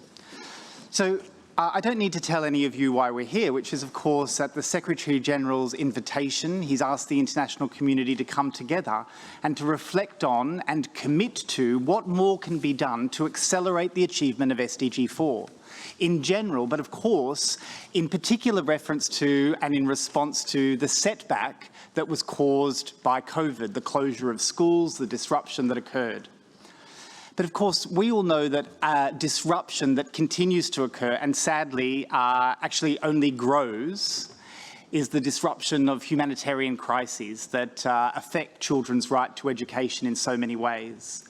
And just last week, in fact, our colleagues from Education Cannot Wait did some groundbreaking work on the announcement of a new number, which details that, in fact, there are in fact 222 million children around the world in need of educational support because of the impact of humanitarian crises on their education. It's actually been a big month for reports because earlier than that, our colleagues at the Global Coalition for the Protection of Education ATTAC launched a report that demonstrated an unprecedented number of attacks on education and threats to educational staff and facilities. And another report which kind of complements that picture that was launched just last week by our colleagues at the Geneva Hub for Education in Emergencies analysed funding flows to education and demonstrates the huge financial gaps that exist in providing support to children in emergencies. So I think that, and we'll hear a little bit more about each of those reports and those details, but they set the scene, I think, for our discussion today, which is how in that context, with growing needs, huge financing gaps and significant threats to education, can we harness the opportunity that is before us today and in the lead up to September and beyond to accelerate education for those children who are affected by crises. So in order to do that today and have that discussion, I'm going to call on a number of people who are sitting beside me to make very short remarks to help set the scene from their perspective. And then we are going to move to a couple of other interventions from colleagues, and then we're going to have an open discussion. And I really do want to make it discursive, so I'm going to invite everyone who speaks to be as brief as possible, because we have to make not just education inclusive, but the conversation about it inclusive. So we want to hear from as many people in the room who want to speak as possible. And that I invite everyone to make their their remarks very action-orientated as well. So short, brief, to the point, and action-focused is the invitation. So, without further ado, I'm going to now call upon the host of all of us, the host of this meeting today. We're in her house, the Assistant Director General from UNESCO, my good friend, Stefania Giannini. Thank you very much, dear Joe, and it's a great pleasure, Excellencies, dear colleagues, dear participants, ladies and gentlemen, to welcome all of you to this important side event, a side meeting, and to first of all express my deep appreciation for the great cooperation we are having in the sector around an essential topic. I mean, education in emergencies is not a nice topic to add when we have a list of priorities. It's very much related to the learning crisis and the disruption of education that the entire world is living, for the multiple crises that actually jeopardize in the present and the future. So I think it's quite timely to discuss about this important component of the right to education. It's quite timely to take collective responsibility to move the agenda on. It's quite timely in this pre-summit to take some commitments, which is also the job we are requested to do to lead up to the summit in September in New York. Having said that, education cannot wait. First of all, UNHCR, UNICEF and GPE are really very much on top of this priority with us, and this is really cooperation in action to address one of the gravest and most extensive violations of the right to education now, and I very appreciate that. Well, our great moderator already set the scene, so I repeat I recall some milestone reports and, still outcomes of our collective action just to fine-tune a bit the discussion. We know that conflicts are increasingly protracted, as well as climate-related shocks, which are more intense and frequent than ever. And we know a record high number of people around the world displaced within their own countries. Every crisis actually affects education head-on. This is the common red line we see in all these different situations. For over 4 months, we have witnessed repeated attacks against schools and educational institutions in Ukraine. This is the last in the chronology of the main crisis. The 2022 Education Under Attack, published by the Global Coalition to Protect Education Under Attack, already mentioned, this month chronicles around 5,000 incidents of attacks on education and cases of military use of schools, with some 9,000 students and educators being abducted, arrested, injured, or killed. According to ECW and her tireless leader, my dear friend Yasmin Sharif, who's sitting with us today, the latest figures show, I have this number in mind because I was part of the video promotion of this for the commitment on this topic. 222 million children and youth either have their education disrupted or not learning due to the same challenges. And the number which is most most importantly, the number is more than double the number previously referenced. So it's a kind of trend which is going on. On the funding front, already mentioned still by our moderator today, the flagship report published earlier this month by the Geneva Global Hub for Education in Emergencies, which UNESCO is proud to be part, clearly pointed out the remains chronically underfunded against the backdrop of these rapidly increasing needs. In the UN humanitarian appeals, education in emergencies received only 22% of the funds requested last year. So keeping these figures in mind, I think that we are all aware that it's about denying millions of children and youth of their right to education, and it's simply putting SDG4 at risk of not being achieved, among other issues we are discussing very much in this intensive Peace Summit days. This week, I think we have a tremendous, unique opportunity. That's a bit my last message. It's about managing complexity. It's about making choices, of course, what should be addressed first, better, more. It's about intensifying our joint efforts. But I'm sure that this issue, education in emergencies and all related topics that we have to address, including financing across the triple nexus of humanitarian, development, and peace-building actors and initiatives, will be one of the topics coming out from this pre-summit to lead up to New York.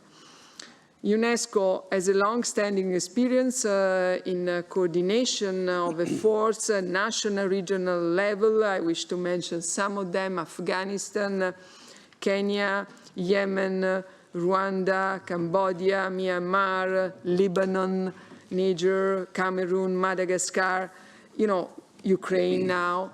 We are very much proudly part of the UN system to give back to these children the same right they have as all other children who are not in a conflict situation. And we know also that we have 8 years in front of us, at least, to meet 2030 expectations and commitment, and we need to move now. I think the previous section in this room had this kind of warning message. The time is now to act, the time is now to coordinate, the time is now to call for commitment. I think that we have all the conditions to do that, and for sure UNESCO is part of these collective efforts and is taking its responsibility. I thank you very much, Mr. Chair. Madam Assistant Director General, thank you. That was a terrific way of setting the scene for us, setting out all of those challenges, and I very much thank you for that. I know it's often very hard, and you mentioned a number of the places in the world where there are crises, and you brought particular attention to the dreadful situation facing Ukraine, which is having a huge impact on educational facilities and access. But I also wanted to use the opportunity, particularly because as a member state, they're not here for obvious reasons, to draw attention whilst we are and can to the situation in Afghanistan, obviously, and the crisis that affects that country, and of course continues to exclude, in particular, girls from secondary education. And I know Yasmin has been there and could no doubt speak to that, and that's an issue that we're all interested in. But I think it's worth acknowledging the gravity of that situation, along with the gravity of others situations that you mentioned. And we will, in fact, have an opportunity to hear from ministers of education from some countries that are themselves deeply affected by crisis. So in response to this issue at the World Humanitarian Summit some time ago, the international community did come together and it did something really quite remarkable. It established a new agency with responsibility for this very question, education in emergencies, in the form of Education Cannot Wait, the Global Fund for Education in Emergencies. It's done terrific work since its inception and creation, and we'll hear a little bit about that now from its Executive Director, Yasmin Sharif. Thank you very much, Joseph. And let me also thank my dear friend, also the host, Stefania Giannanini, and also congratulate you. I think that the pre-summit is a good promise of what will take place in September. Really well done to UNESCO. And thank you, ladies and gentlemen, and also my peers in the panel, and colleagues and friends. Now, as the Assistant Secretary General of UNESCO, Stefania Giannini, just mentioned, and also the chair of the panel, Joseph, we just came up with the research using a whole different methodology of 222 million children and youth in conflicts settings affected by armed conflict, by climate-induced disasters, as refugees having fled crossed an international border, and as internally displaced, who all of them, on top of it, were affected by COVID-19. We are speaking an unprecedented, historically unprecedented number of 222 million. Children and youth today. And the methodology was used is covered by all in the education sector. While it was carried out by Education Cannot Wait, via the United Nations Global Fund for Education in Emergencies and Protracted Crisis, it was validated by the Education in Emergency Reference Group, which is co-chaired by UNESCO, composed of UNICEF, UNHR, a number of civil society organizations, INE, the International Network for Education in Emergencies, and many others. The best of the experts in the education community validated it. So we all own this number. And we all own the 222 million children and youth, their right to realize their dream.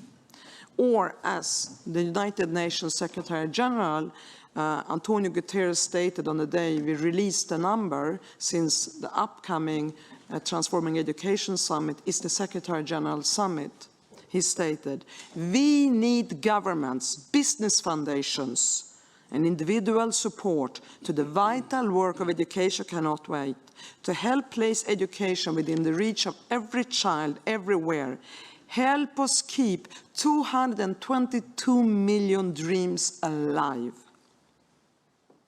Now, you are a child or a young person on the border between Somalia and Ethiopia, in the Rohingya refugee camps, in Gaza, in the Sahel, in Mali, fleeing as an internally displaced or a refugee from Venezuela. You lost everything, everything. You lost your homes, your family, your trust and faith in the international community. You only have one dream left, and that is to get a good quality education, to rise out of that suffering and be a positive, productive world citizen. We cannot let them down. This is serious, serious, serious. Now, let me say, the most transformative, I believe, my team at Education Cannot Wait believes, and I think all of us who are part of the broader Education Cannot Wait platform, because we are in this together, the most transformative we can do, and then we can subcategorize the transformation, but the most transformative we can do now is to translate commitment into real, tangible action. And this is what we hope to see in September. We need to look at the context. We are speaking about the context of the most extreme human suffering. It's not just COVID-19. It's extreme poverty alone, which already is bad enough. It's all the violence, it's all the losses for a human being, all the loss of hope. We are speaking about the most abnormal circumstances on earth when we speak about EIE. The content, what does the young people today want to learn? What do they need to learn to tell their story? Because education is about telling your story one day to the world through the means that you are educated, whether it's social emotional learning, whether it is math or literature skill or art and so forth. What is the kind of education today's young people need? We have to be ready to revisit the kind of curriculums that are delivered and how we teach and how we support teachers to keep up and empower them with 21st century learning and teaching. And it's about accountability to those we serve, whether it's host governments, the education ministers, struggling, marginalized in the darkest corners of the world, or it is the impoverished communities that are on the receiving end of bombs, pillage, fire, killings. How do we deliver results and ensure learning outcomes? It's not enough to sit behind a desk. What are you actually learning? And finally, and this is the most important, and that's why Education Cannot Wait exists. That's why GPE, the Global Partnership for Education, exists. That's why the International Financing Facility is about to be established. It's about financing education. I come from Sweden. I have an Egyptian name. My father was from Egypt. My mother is Swedish. $11,000 a year go to a child's learning. We are moving around in these countries that I just mentioned with about $150, $100 per child. What kind of quality education is that? So just to compare, the same goes for all OECD countries. I think the DAC figure is about 10,000 per child. Where is the financing for something that is so fundamental to address climate change, address health, address peace and stability, security? Because there cannot be anything of that without first educating the young people and the children. So let me conclude. I think the most transformative we can do today is pooled funding, focusing on content, collaboration, coordination, context. Through pooled funding, all ODA governments and private sectors and youth get not only to sit by the table, but to make the actual decisions and steer us towards the solutions for the 222 million. So I think that is the answer, and I know many will agree with me around the table. Thank you very much. Excellent.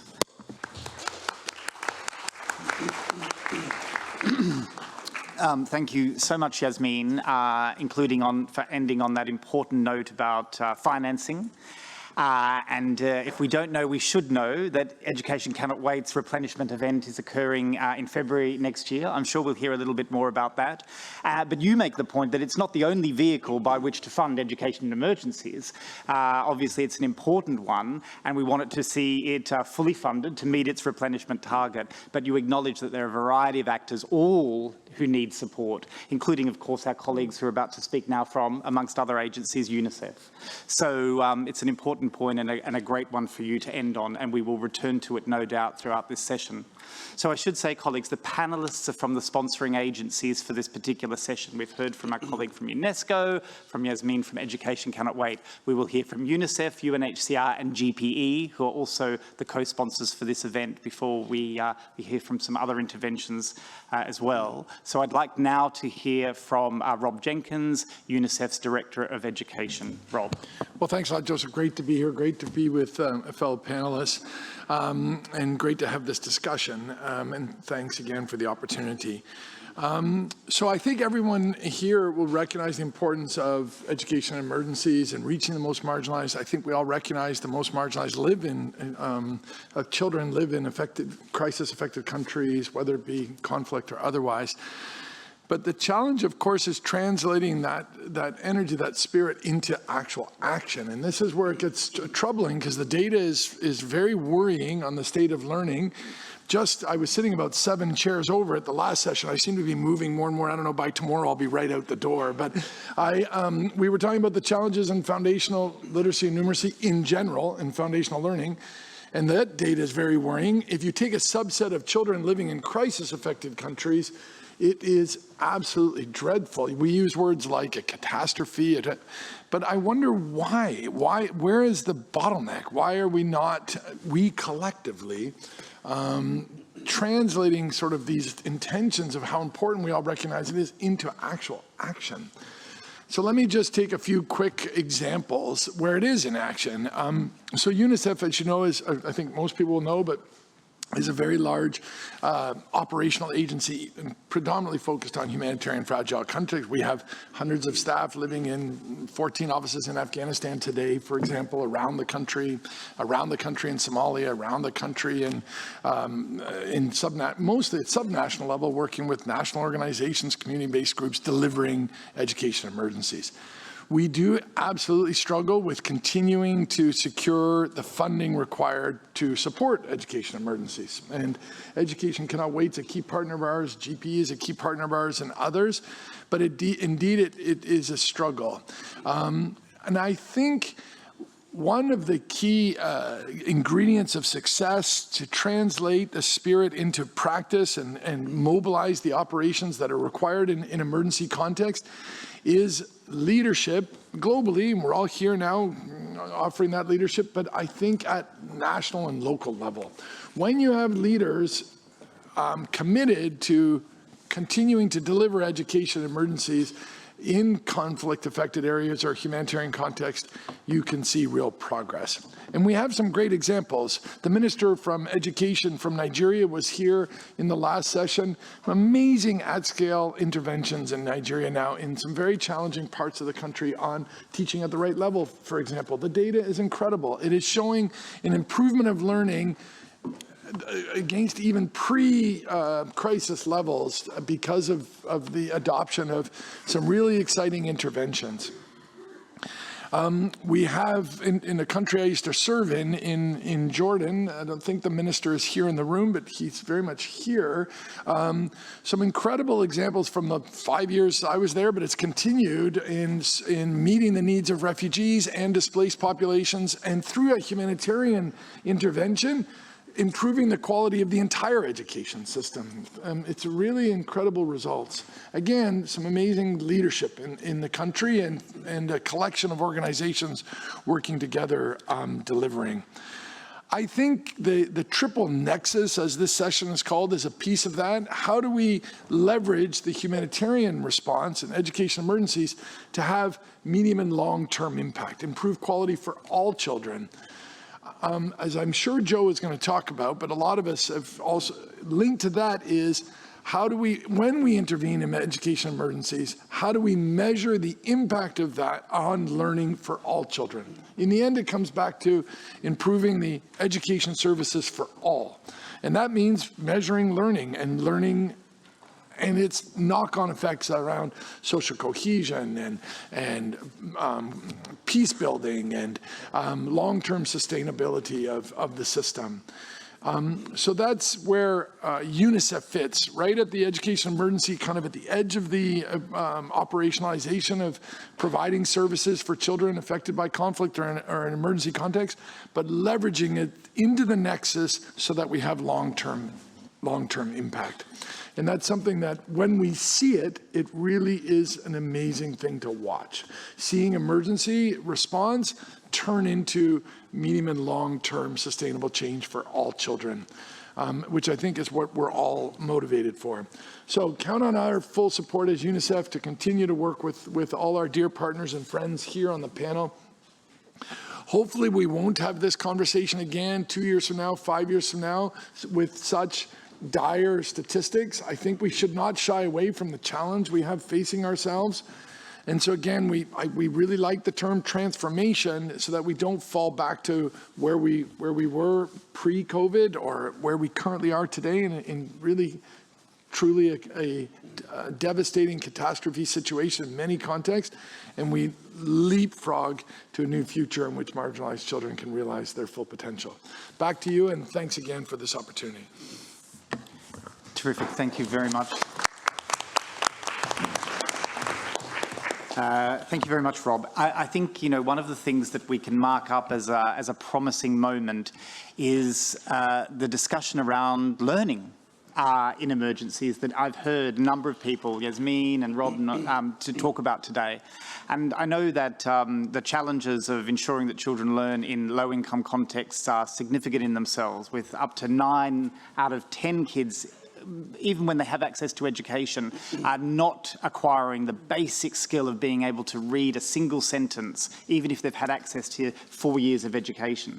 And we think, well, how could that possibly be done in emergencies? But I love the fact that we're bringing the learning agenda to this conversation and acknowledging that access on its own isn't enough, even in those contexts. It's an ambitious agenda, but it's an important one. And I know that with you, Education Cannot Wait's been doing some important work on that very issue, which I think they're looking at highlighting in their next strategic period. So great stuff to really move the needle on learning, not just access in these contexts.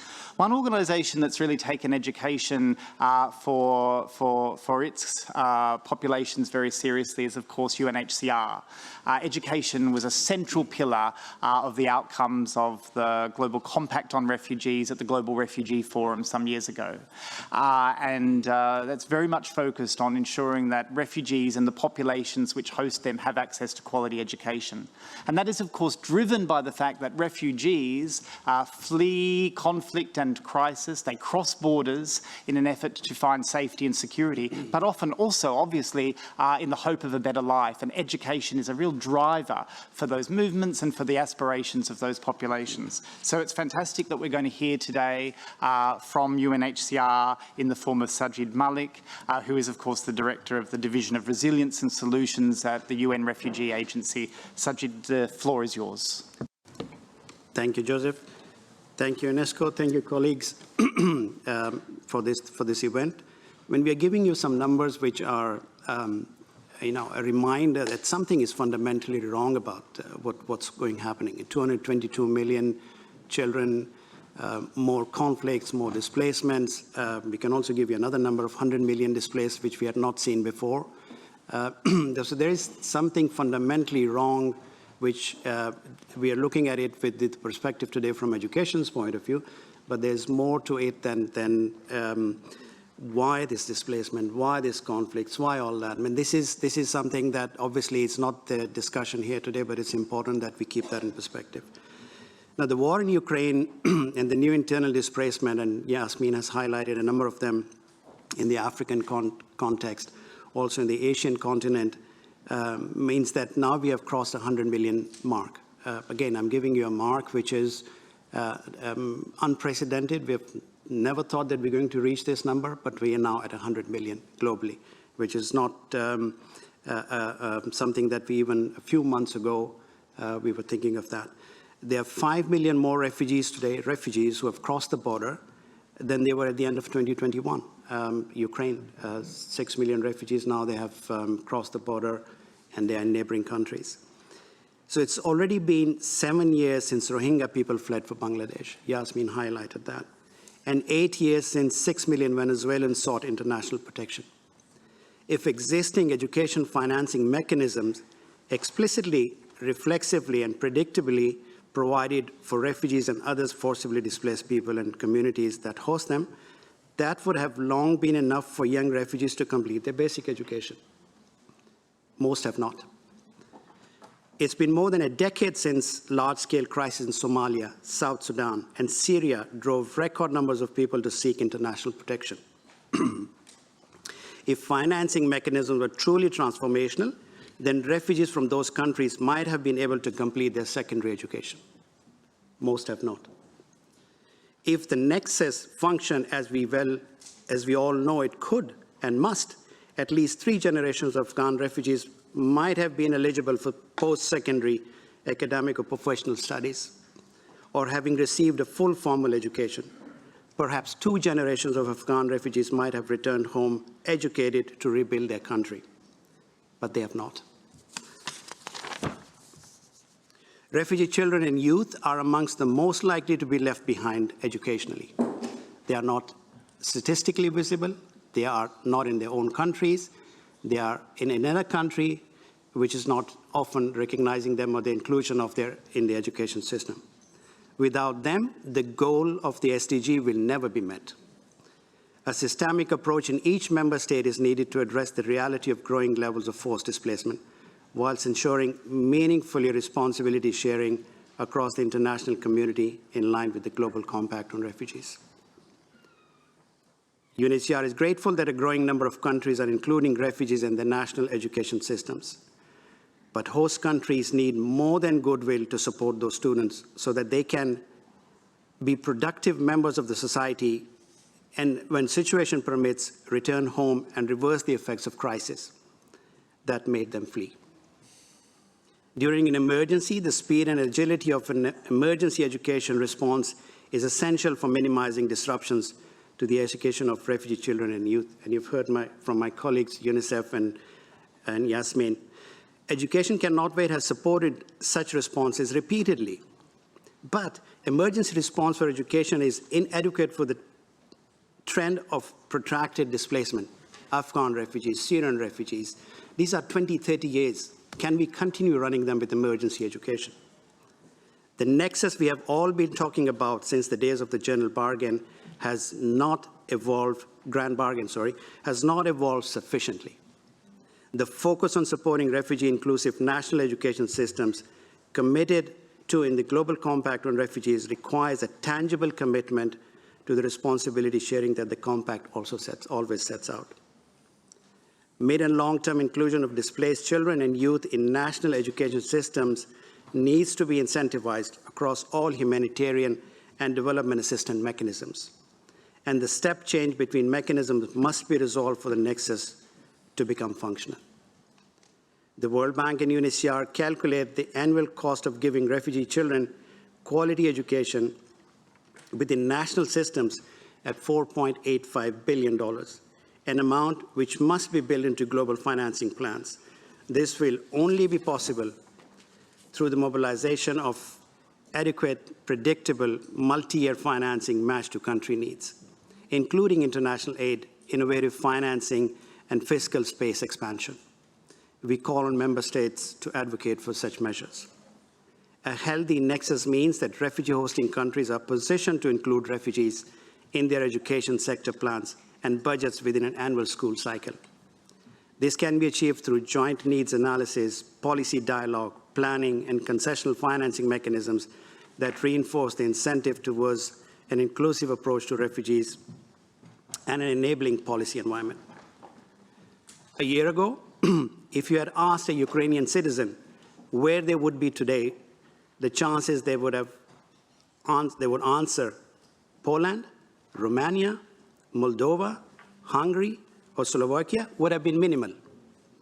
11 years ago, if you had asked the same question to a Syrian refugee when they would return home from Lebanon, Jordan, Egypt, Sudan, or many other countries, they might have told you soon, in a week, in a month. It's 11 years. Nothing prepares you, and yet education must. Give children the same rights to realize their dreams. It has to go beyond emergency. It's protracted. It has to go more than just a Band-Aid. It needs to be more longer term. Thank you very much.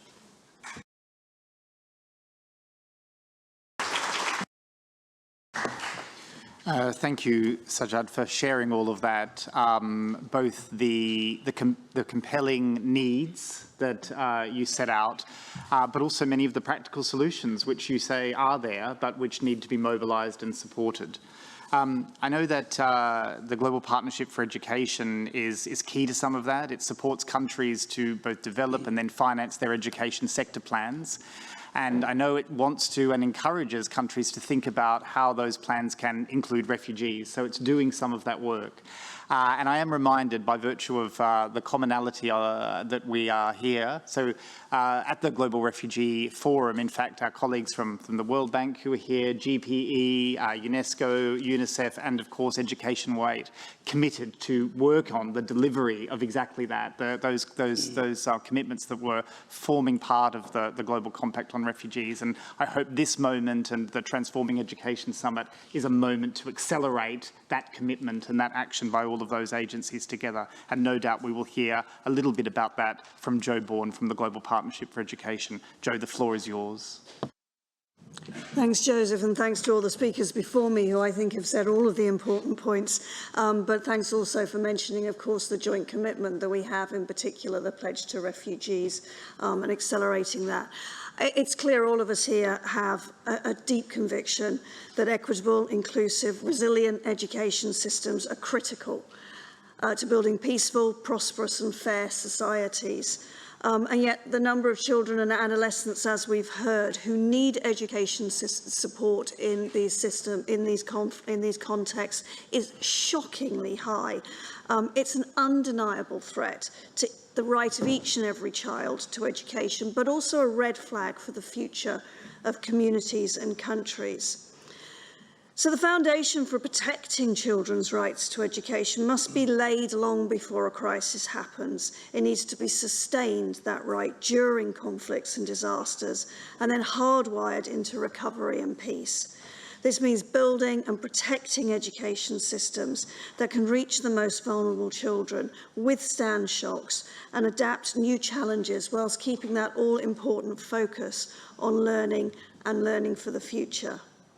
Most of you know that GPE primarily works with national governments, but not only, and I'll come to that in a second. And more than half of our 80 lower-income partner countries are affected by conflict and fragility, and all of them are facing the impacts of climate change, increasing food prices, rising debts, and learning loss due to COVID. Many of those countries have huge aspirations to include everybody in their education systems, to focus on learning, to introduce a wide range of skills for the future, and yet they struggle to get the support system-wide implementation of those aspirations. And so GPE as a partnership is committed to working with them to do that. And how do we do that? Firstly, by embedding crisis preparedness into education planning, including ensuring refugees are included in national planning and budgeting, and ensuring a focus on the most marginalised children of our support. And this includes working with countries to protect and increase education budgets and finance that reaches those that need it most. And I think, as the previous speaker said, it would actually only take a very small amount of national budgets to reach all the refugees in those countries which are hosting the large number of refugees. So that national commitment from governments is absolutely critical to do that. Secondly, we focus relentlessly on equity and inclusion of the most marginalised children, including girls, of course, given that they're disproportionately affected by crisis. We know education can be a force for peace and mutual understanding, but it can also be a force for the contrary if systems exclude some learners systematically or provide opportunities and resources inequitably.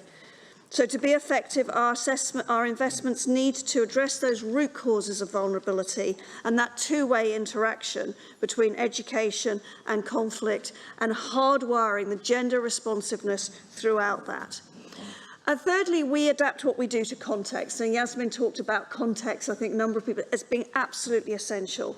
This includes providing flexible, accelerated funding to countries to respond to emergency situations such as food crisis, floods, COVID. And in the rare cases where we are unable to work with governments, GPE takes a principles-led approach to safeguarding children's rights to education, preventing system collapse, and aligning with the UN and humanitarian principles and actors to coherently support locally determined plans and activities. So, for example, in Afghanistan, we're making available $300 million to support activities within the country's humanitarian response plan and Afghanistan education sector transitional framework. We're working closely with ECW to promote alignment with ECW's multi-year resilience programme. And Myanmar, similarly, we're freeing up resources where there is a very long history of strong coordination between development and humanitarian actors. So we're supporting those efforts around the joint response framework, which partners developed following the coup. And in both cases, we're expecting that finance to reach the children who need it most, and that is the priority. So for my cloning point is, GP is a partnership, so many of you in the room are either on our board or are part of our partners or work with us closely on the ground. Civil society, governments, multilaterals, bilaterals, private sectors and foundations. And you ask, what do we need? I'm going to echo what everybody else has said. I think that together, we do know how to work across this nexus. We do know how to coordinate at country level, because that's where it matters. But there is a chronic lack of financing, and that's both domestic financing and international financing for education, but particularly for education for these particular groups of children in the most difficult situations. Brilliant. Thank you, Jo. And I know that we'll want to return to some of those opportunities that you set out in respect of greater collaboration and engagement across the partners. We're going to move now to two final interventions from the panel, slightly different in form, and then we're going to open it up. And I would say too that we haven't thus far heard from a government, from a member state. So I'm delighted that we're going to hear from Heike Kuhn from Germany. And then we're also going to hear from the Deputy Commissioner General at UNRWA. And we're going to start with her remarks. And we're doing that because UNRWA is the only UN agency that is actually responsible for the delivery of an education system, in this instance to Palestinian refugees. So unlike other UN agencies, they have that responsibility and obviously, like many member states, have many challenges in respect of that, but are facing those challenges by innovation and commitment, which we're going to hear a little bit about from now. And so I invite Stenseth to speak, the Deputy Commissioner General from UNRWA. Thank you, Chair. Excellencies, Assistant Director General, ladies and gentlemen. As you will be aware, and as was also mentioned by the Chair, the United Nations Relief and Works Agency for Palestine Refugees in the Near East, or UNRWA, as we call it, has a unique mandate. We run the single largest education system in the UN. We provide government-like services for millions of Palestine refugees living in Jordan, Syria, Lebanon, Gaza and the West Bank, including East Jerusalem. We are mandated to deliver on SDG 4 for the Palestine refugee population. And every day, close to 500,000 kids attend UNRWA schools. We have more than 700 schools operating across our 5 fields. We have 8,000 youth attending our TVET centers and over 2,000 teachers attending our teaching colleges in our fields. So we have more than 22,000 education staff, including 18,000 teachers. And I'm mentioning these numbers because it says something about the capacity we have to deliver on education in crisis situations in the field we operate in. So we run an education system on the size of a small country. And through our schools, millions of Palestine children across generations have received high-quality education. It was, when it was incepted in 1949, a nexus organization already. But as an agency, and not as a government, we do not have the fiscal tools that the government has. We rely almost exclusively on voluntary contribution. And sometimes we live month by month, not being sure if we can pay our teachers their salaries the next month. In delivering education, we have partnered with UNESCO through an historic partnership that's run ever since 1950. Or emergency or education in emergency program has also gained a lot of respect across the region. In 4 of our 5 fields, in addition to the chronic and protected crisis, there's an ongoing emergency. From the conflict in Syria, cycles of violence in Gaza, the pandemic, the unprecedented economic and financial crisis in Lebanon, the occupation of the West Bank, including East Jerusalem, we constantly have to adapt our education program to an ever-changing operational context. And we apply a 3-tier approach to education in emergencies. Our first priority is always to enable a safe and secure learning environment for Palestine refugee children and youth. And second, to offer alternative methods of teaching and learning in times of crisis.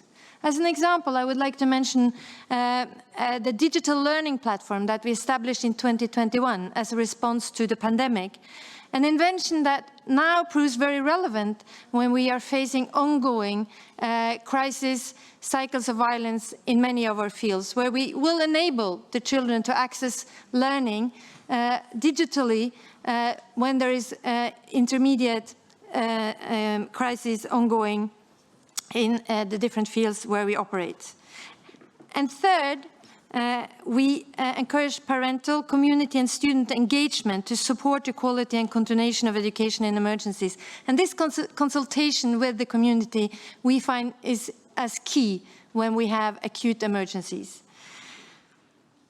UNRWA is the triple nexus in action. We have a mandate to deliver education to Palestine refugee population until a just and lasting solution is found. This is about human development. And our commitment and our ability to continue to offer quality education during acute and protracted crisis links our human development mandate with our humanitarian mandate. And further, access to education, and education that promotes peace, provides stability, and it furthers peace. And as the preamble to the Constitution of UNESCO states, it is in the minds of women and men that wars begin, and is therefore in the minds of women and men that defenses of peace must be constructed. As we're working towards finalizing our next strategic plan that will run from 2023 to 2028, we have identified 3 key actions that will strengthen the resilience of our education system when we're going through acute crisis. And I'll end with listing those 3 priorities briefly. First, the relevance of technology. We have approved an ICT for education strategy, and this is key in our efforts to strengthen our education program so it can adapt to humanitarian crisis. Technology also supports development through providing greater digital literacy, and this is paramount in a fast-evolving digital world. On this, Palestine refugee children and youth must not be left behind. And I would like to share with you a very good example on what this can yield if we have the investments. In our new IT hub in Gaza, for example, where there are very, very few livelihood opportunities for Palestine youth, we are now operating an IT center that serves the UN system, and we've increased the number of employees from 3 to 120 in only 2 years, because they're digitally literate, because they can provide those services even though they are not allowed to travel out of the territory. And second, we are further strengthening our human rights, conflict resolution and tolerance in education program. In a region full of tension, tolerance is a scarce commodity. By improving our students' understanding of human rights concepts, by providing them with conflict resolution skills, and by encouraging tolerance, we build their resilience. And through that, we foster a culture of peace.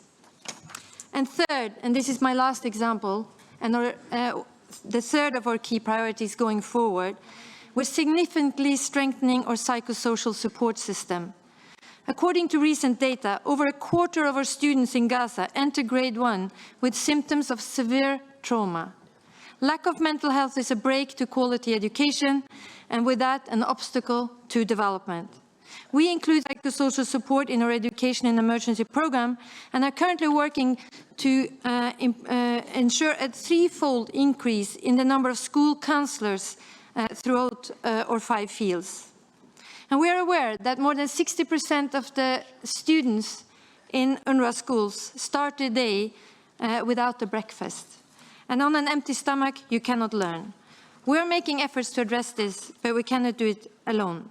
So, to conclude, significant investments are needed, and meanwhile, UNRWA is running our education program on a shoestring. Our education program must be fully funded, but it must also be provided with predictable multi-year funding, as we've heard from many of the other speakers in this panel. And we need additional investments to ensure Palestine refugees do not miss the train of digitalization. Donors must provide flexible funding to our education program. Today, the lack of flexibility between the development and the emergency funding portals of the agency prevents us from fully integrated or normal education program and or emergency in education emergency program. So greater flexibility will allow us to respond more effectively in times of crisis, and it will ensure that Palestine refugee children will be able to access quality education during times of crisis. Thank you.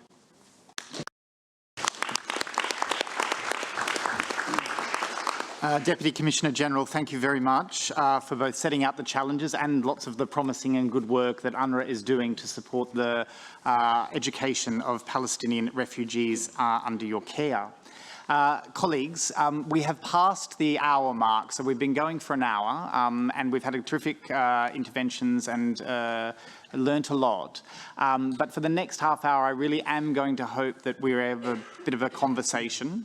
And so after Heike Kuhn speaks from the Ministry for Economic Cooperation and the Development of Germany, I am going to be posing some questions to colleagues in the room who I know are keen to share some of their insights.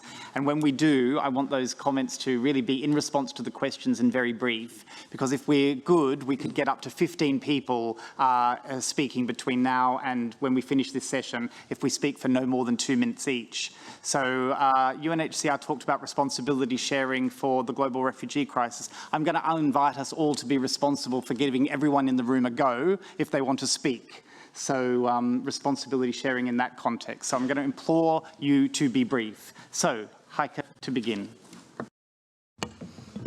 Thank you, Chair.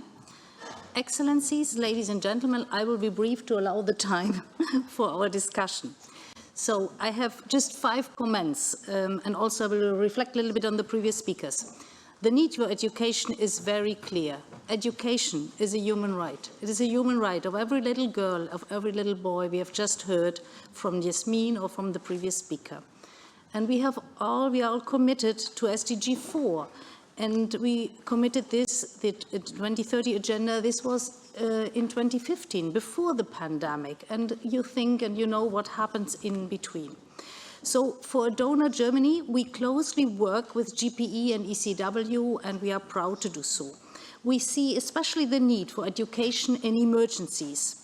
And we've heard the figures, the frightening figures, 202 million children, Yasmin just said it. And therefore, Germany recently did a 200 million euro contribution to ECW.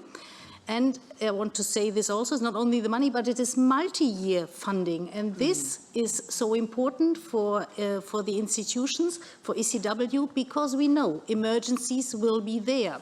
And we have heard what it is for and what they needed for school feeding, a lot of psycho issues. So they really need the money. So, and I do here encourage others to invest in education, donors, private foundations.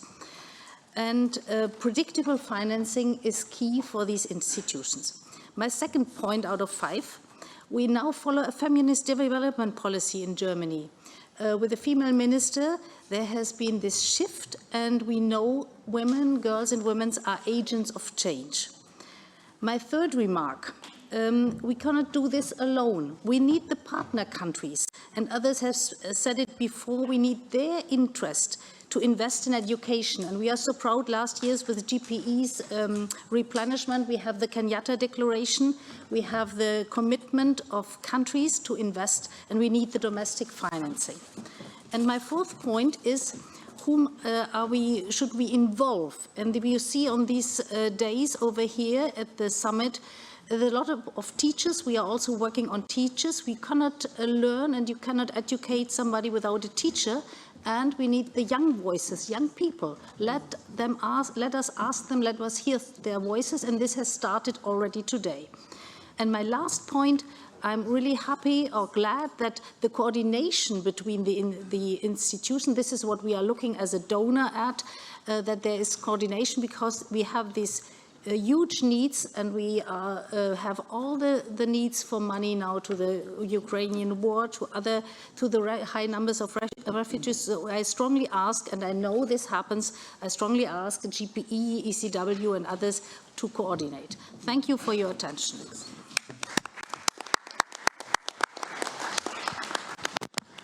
Heike, thank you for being brief, very to the point and setting out the issue so compellingly. But above all, thank you for Germany's leadership in the education financing space and the recent contribution you made of 200 million.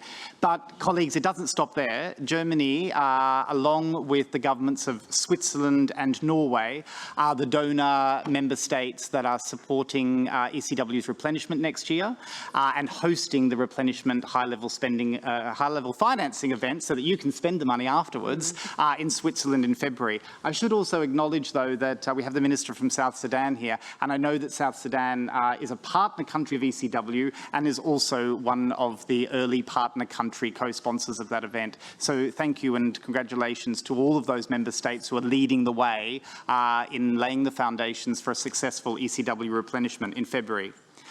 Colleagues, we have the Minister for Education from Yemen here, and I know that Yemen faces many challenges, and we are going to hear from him about that. I should say that we do not have, you might have noticed, simultaneous translation for this event, so I believe the Minister will speak, and then his colleague will provide translation in English. Thank you. شكراً. حريص جدا أن ألتقي بكم. اليمن هي أحد بلدان العالم التي تعاني من الحروب وتعاني من حرب شرسة ومدمرة أثرت على البنية التحتية والتعليم بشكل عام. أكبر تحدي واجهنا نحن في الحكومة اليمنية ما الذي ممكن أن نعمله لانتظام العملية التعليمية والدراسة وانتظام التلاميذ في صفوف الدراسة.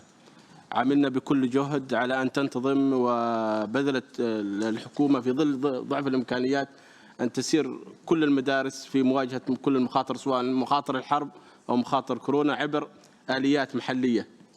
الآليات المحلية هي أن استطعنا عبر مبادرات شعبية وسلطات محلية أن نوفر أجور للمعلمين ليستطيعوا القيام بمهامهم التعليمية للطلاب، وأيضا عبر دعم الشركاء الإقليميين والدوليين في هذا الجانب. أكبر تحدي واجهنا هي انتظام العملية التعليمية والتربوية في زمن الحرب وفي زمن الدمار والخراب، وأيضا التحديات الماثلة أمامنا هو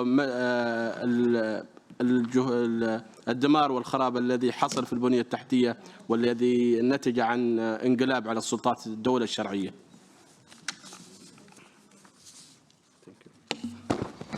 The minister just said thank you very much for allowing him to talk, and he mentioned the biggest challenge in Yemen is about war and conflict in the country.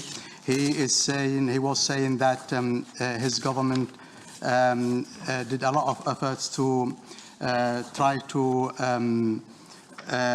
to find solutions to these challenges, which results of war and in addition to this coronavirus. He mentioned the public initiatives to participate towards paying salaries for teachers, getting children back to schools. He also mentioned the strong partnership with the international partners of the government. He also mentioned that also among the biggest challenges in Yemen is how to make the educational system continue within the both coronavirus and war. He also mentioned that there is a huge collapse for the and destruction of many of schools and educational institutions, and the country is in a very, very need assistance to go over these destructions and difficult situations. He mentioned that we had many countries who are facing difficulties, but Yemen is like a forgotten crisis. Thank you. Shukran. Thank you very much, Minister, for sharing those remarks. And as you say, definitely a forgotten crisis in many of the world's eyes, but incredible needs across the piece that you referred to. I just want to stay with some of the countries that are facing crisis and doing a valiant job in trying to protect the rights of education, true education of their children. And I want to turn to the Minister for Education from Lebanon. Welcome back to UNESCO, Minister. I'm very conscious that you were last here at the Global Education meeting hosted by UNESCO, where we heard from you when you'd just been appointed. I'm fascinated to hear how it's going and what you've been doing in Lebanon to support education. Thank you very much, Mr. Moderator, and for giving me this chance to meet this prestigious meeting. Lebanon, it's an example. I would prefer to speak in French, but I will arrange myself in English. Lebanon is an example of cumulative crisis and an example how to face crisis. That's why I will speak on 3 points. Descriptive, the situation in Lebanon is a cumulative crisis. It means it is also instability in politics instability, economic crisis, financial crisis, social crisis, and with the COVID and the explosion of the port of Beirut. All this make really a big problem how to recuperate the education system and to make it running in a good way. Second, I called for stakeholders to make a table of dialogue, and I ask everyone to stay on the same table and to study how to make a issue for the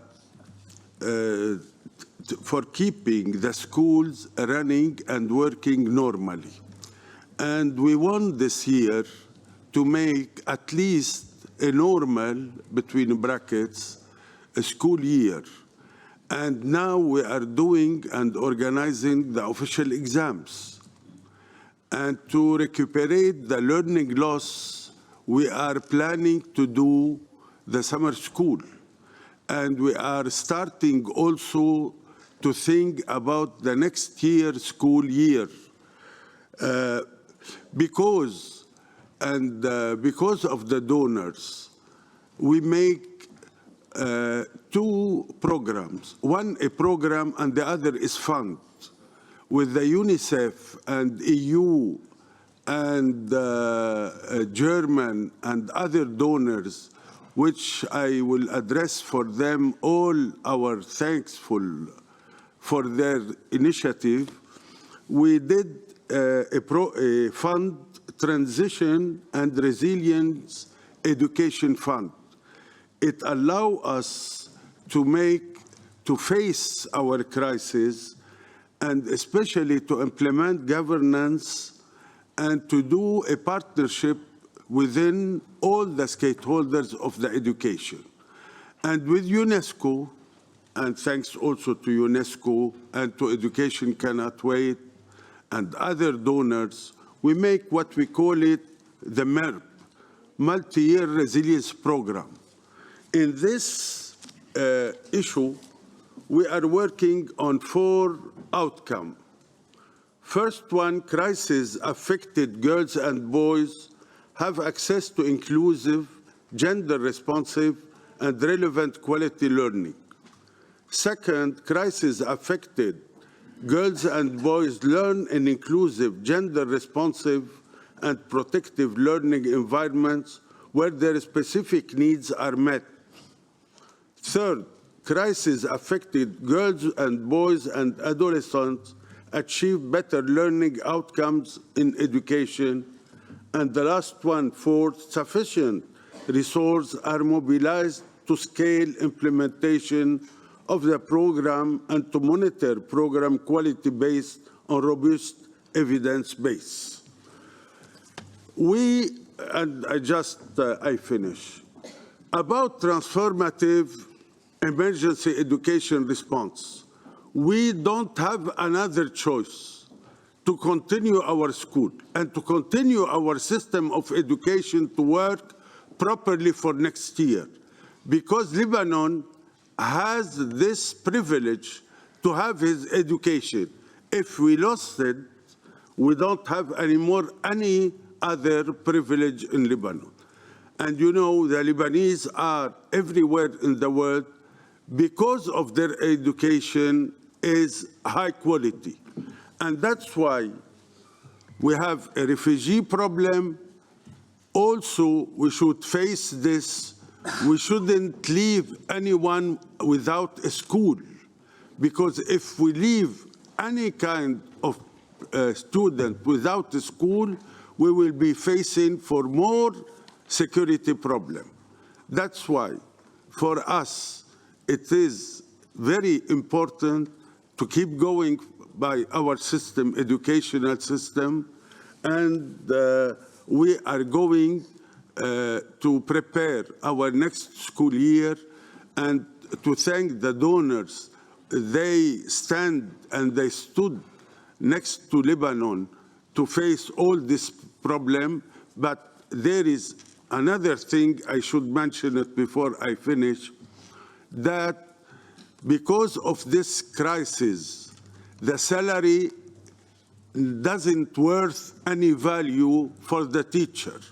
If there is no incentive for the teacher to go to the school and to pay their transport, we cannot assure a good school year for this coming year. And that's why I'm calling everyone to rethink about their program in Lebanon and to stand next to our system, educational system, because that is the only way to continue working properly. Thank you.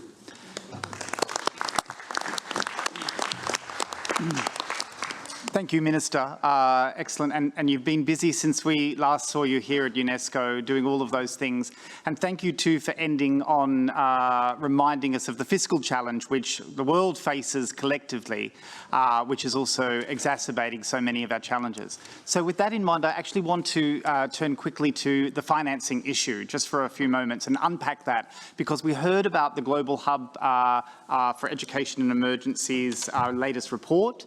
And Petra, I just wondered if you could give us a top-line kind of killer stat about what the finding of that report is. And then after that, I'm going to turn to both the private sector in the form of the Lego Foundation and the World Bank to say a little bit about how they're addressing some of those financing challenges. Thank you.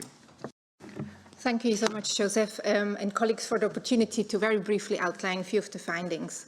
And I think many of you have said it. The needs have just massively increased.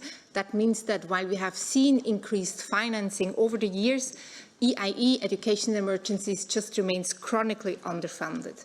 So fundamentally, we do need stronger political commitment so that we can address the education of all these children and youth who are left out. We heard it very clearly this morning. The youth prioritize education. It's high up on their agenda, and they want to go and get their future, but attacks, climate change, violence are impeding it.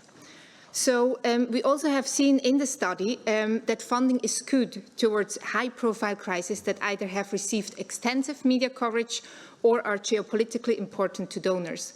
More needs to be done to address the inequities and unpredictability of education funding so that all children and youth have access to education. And maybe a final point, if you may allow, we do need a more joined-up approach between humanitarian funding and development cooperation. ODA for education in crisis countries reached nearly 6 billion in 2020, more than 8 times than humanitarian assistance. This can be leveraged to support better learning outcomes for children and youth, and that will only happen with greater coordination among all the partners. Thank you so much. Terrific. Thank you, Petra. And can you just say, if colleagues are interested in the detail in the report, where it's available? Yes, you can find it at www.eiehub.org. eiehub.org. Fantastic. Correct. Great. So I'm just interested in turning to our colleague, the Vice President of Human Development at the World Bank. The World Bank, as I said, was one of the agencies that supported the pledge at the Global Refugee Summit. But of course, it's got a growing portfolio of support for fragile and conflict-affected states via its IDA instruments, including education. And I was just wondering if you could give us a bit of a picture of how you're responding to some of these challenges. Thank you. I should make clear I'm not the Vice President. I'm the Chief Economist for Human Development, representing the Vice President, Mamta Murthy.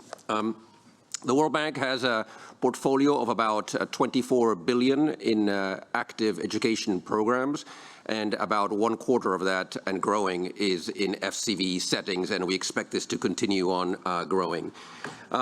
I think the challenge that we all face and that we have to face up to is sort of, in some sense, merging or thinking through where the overlap is between the session right before this, which is the session on how do we ensure that all children have at least the basic foundational skills to be able to be successful in society, and at the same time, how do we do that in settings that are particularly difficult, like FCV settings? And what are the commonalities? What are the things that we can, in some sense, bring in from one end to the other, and what are the key differences? And I think that's really sort of at the heart of the difficulties that we face if you wanted delivering services here. I think it's pretty clear that the world is facing an unprecedented education crisis, and that nowhere is this more dire, and nowhere are children and young people more affected than in FCV settings.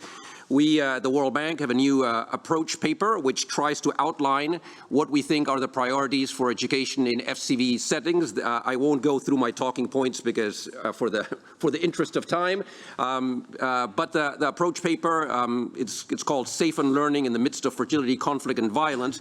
And in some sense, what it does is it lays out, as I said a second ago, what are those things that translate from one setting to another, and which ones are particular to FCV settings, and what can we learn there.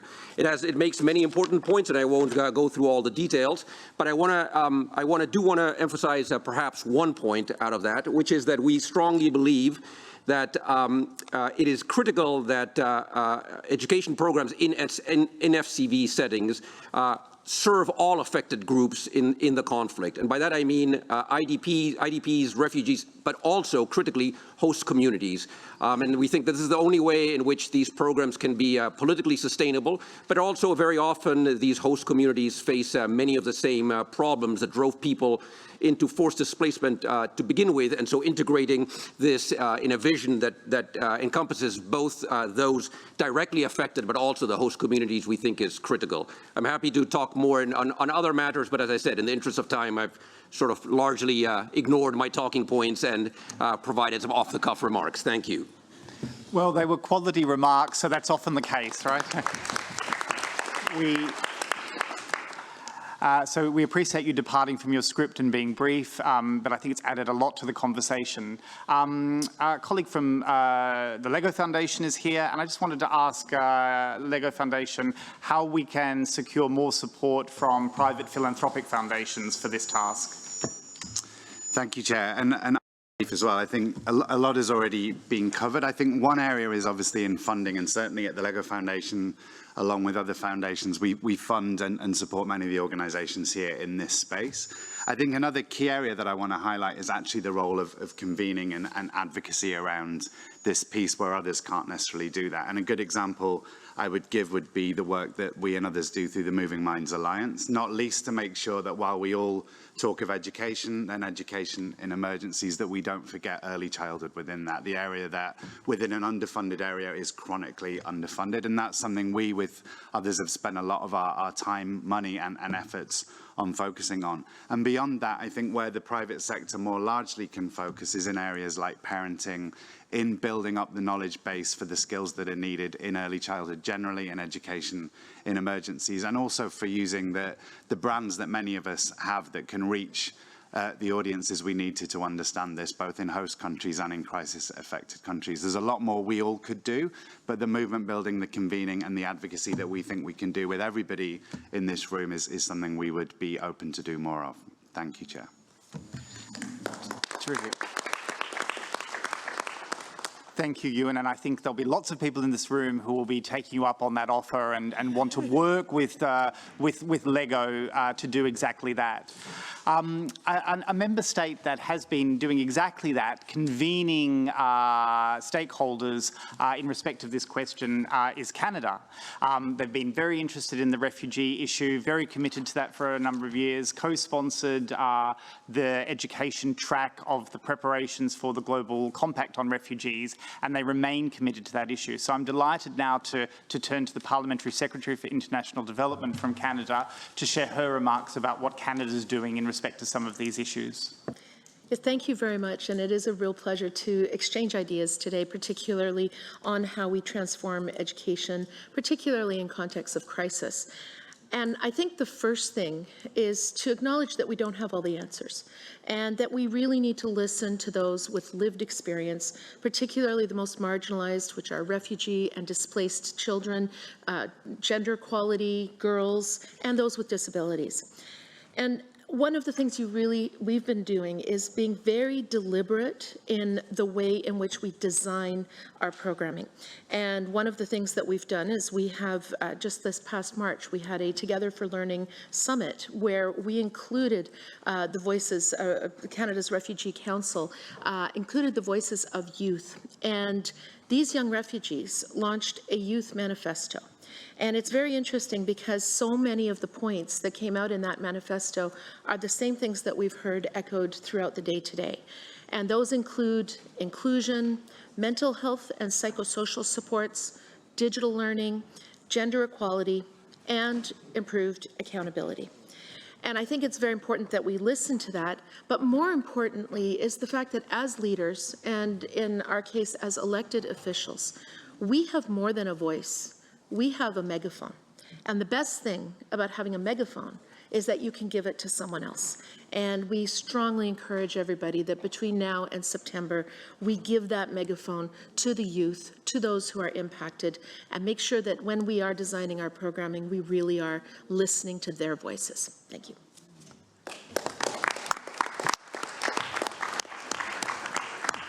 Thank you very much, Anita. So I think by the clock in front of me, colleagues, we have about 3 minutes left. So I think that's probably time for about 3 more interventions. I wanted to call, if they're a minute each, I wanted to call our colleagues from Education Above All. Mary Joy, could you say something in response to the conversation we've had today from your perspective? Thank you very much, and greetings from Qatar. I think what we've been talking about today is the challenge of complexity.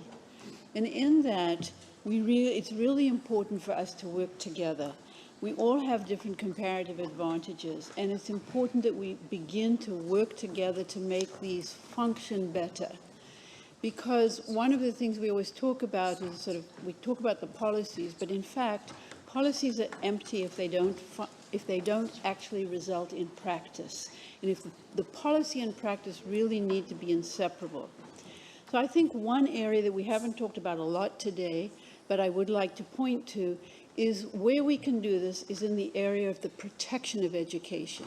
We've heard so much about how devastated our systems are due to conflict, due to different crises, floods, all those kinds of things. One very practical thing that we can do is to really get accurate, timely, reliable data on attacks on education. Because with this, we can then, one, respond appropriately because we know where it is, what it is, how it happened, what needs to be done, who was affected the most. And we can then also hold the perpetrators, the actors, and yes, non-actors, because there are actually those who just stand by and watch this happen. We can hold them all accountable. So what I would really argue is this is another area where we, with some of our other partners, including the GCPA, are working together. We really want to contribute to this so that when we do have the loud voice, it's pointed, it's accurate, it points to a specific incident, and it allows action on the ground to make things better for those kids and their teachers and their families. Thank you.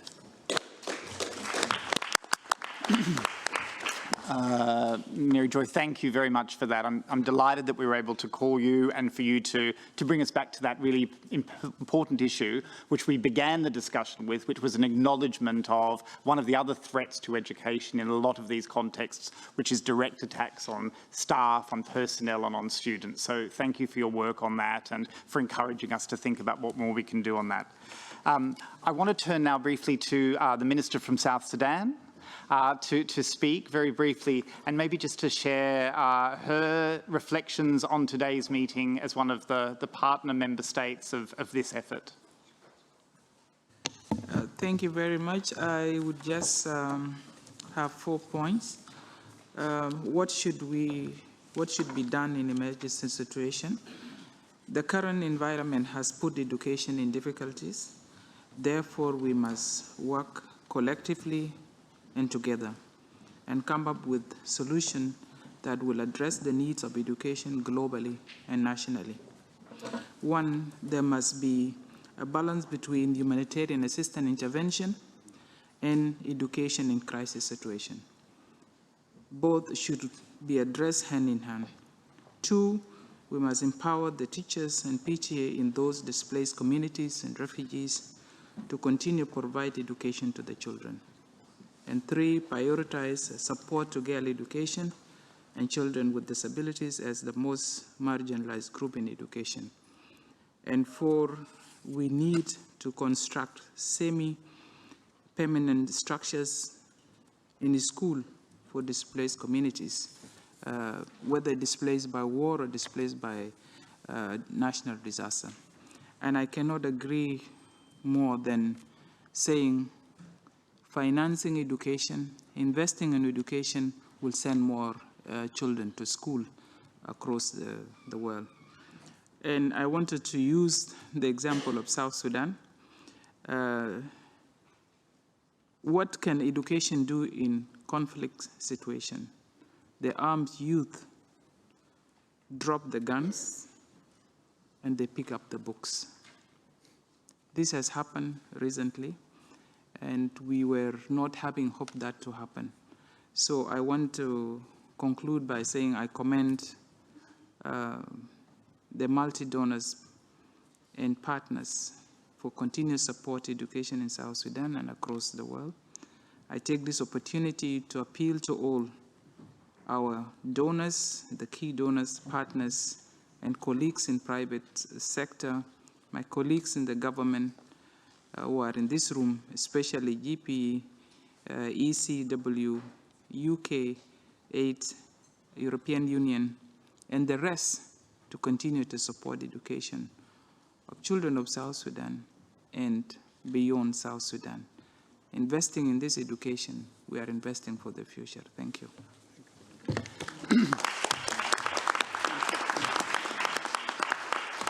Minister, thank you very much for both those powerful remarks and a very practical 4-point plan. And I know I've got some colleagues in the room. I want to make sure that we capture what those 4 points are and amplify them for you because it was very clear. Minister, you referenced a number of your partners there, including the UK. And I just want to now just turn to Judith Herbertson from the FCDO, one of your supporters, one of your donors, but obviously a donor in this space more generally, and just ask Judith for 1 or 2 points about what the UK is going to do between now and September to support the transformation of this work.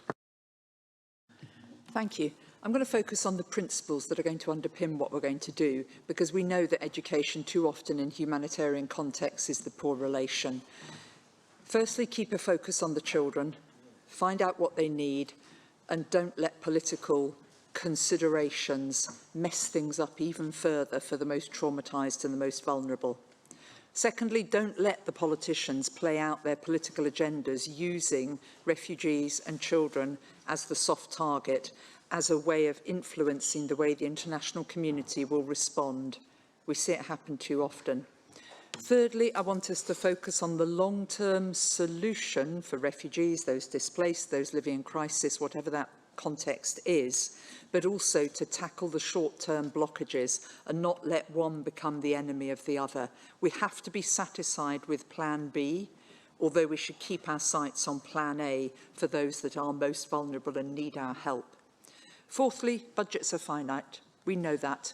We cannot find more money down the back of the sofa or anywhere else. It's awful when we hear about forgotten crises. We always want to give more, but money is limited. So learning what works, doing the most necessary and doing it in a really good value for money way is an imperative. Very quickly, trust the experts to do the coordination. There are lots of people in this field. Nobody can afford to compete, duplicate, overlap, leave massive gaps, and that includes individual donors not being allowed to pursue their individual ideas as to what works best at the expense of overall operations. There is always somebody that can lead and coordinate, and we should trust them to do so. Focus on foundational learning, because that will take you anywhere. If children don't lose their childhood, but they learn to read and do maths and learn how to learn and be together, that will take them forward when they get out of the awful crisis. And the very last thing is, working in a crisis is no excuse for lowering our standards. We cannot allow safeguarding issues, protection issues, or they'll just have to deal with it because they're already vulnerable, to be any one of our watchwords. Thank you.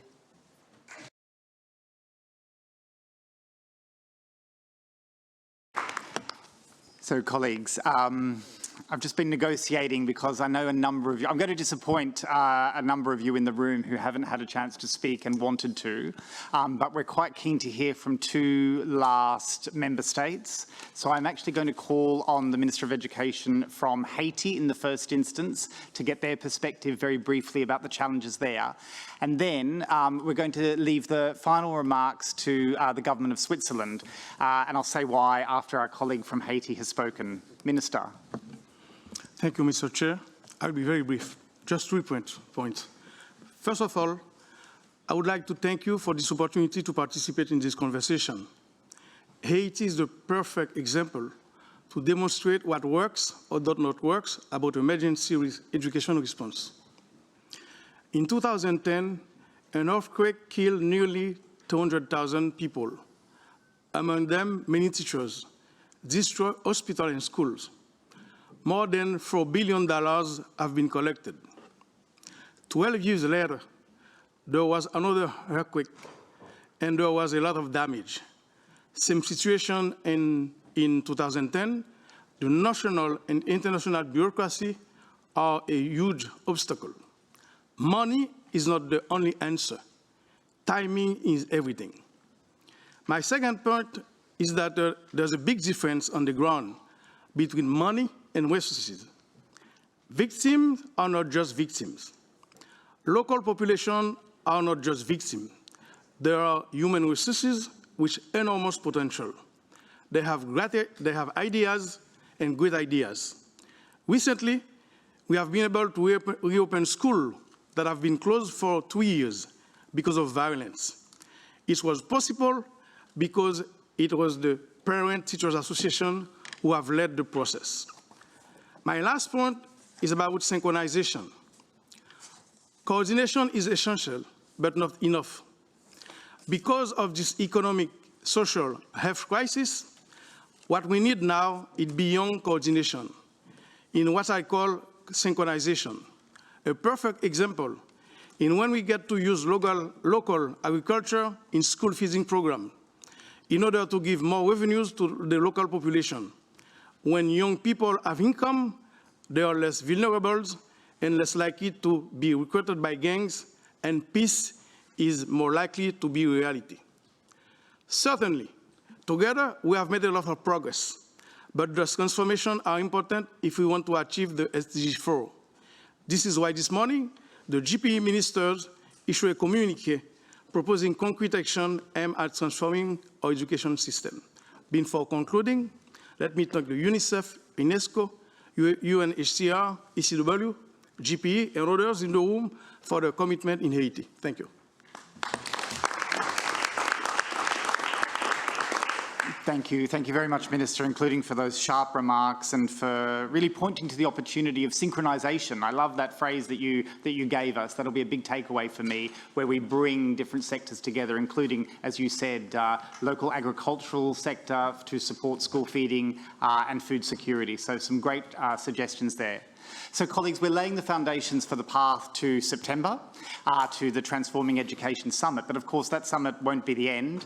There are a variety of actions that need to be taken immediately after that, and this is a long-term venture. But the next moment after that, at least one of which we know about, is, of course, the Education Cannot Wait replenishment, which, as I said, will be hosted by Switzerland in February. So I want to call on our Swiss colleagues to talk us through what that pathway is to February and how we can all support them in the effort which they're leading on the education financing front. Over to you.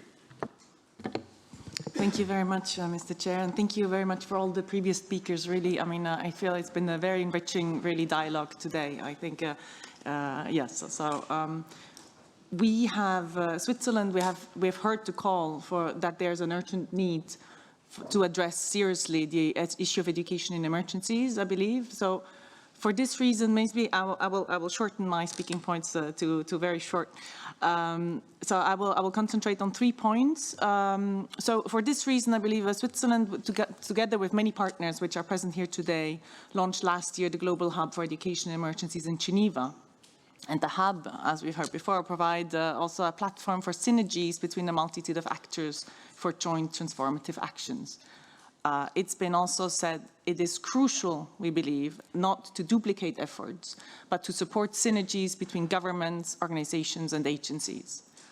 So secondly, we also believe that an urgent collective effort to transform the provision and financing of quality education is needed, and therefore, beyond our own financing, we are doubling our efforts to mobilize other partners to provide additional financial resources or expertise. And therefore, we will co-host, as you said, the high-level conference on financing Education Cannot Wait next year in Geneva in February.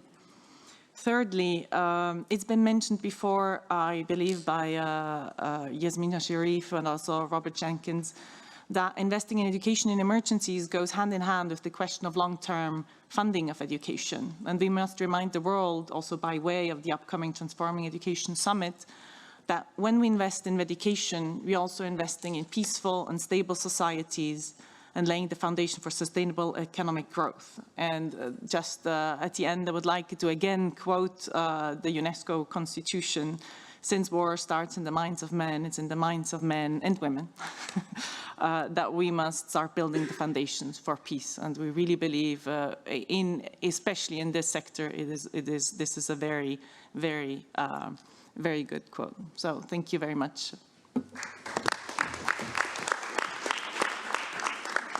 Thank you very much for that and for your leadership, your support for the Hub, and of course your co-sponsorship with other member states who are here today of the high-level financing event next year.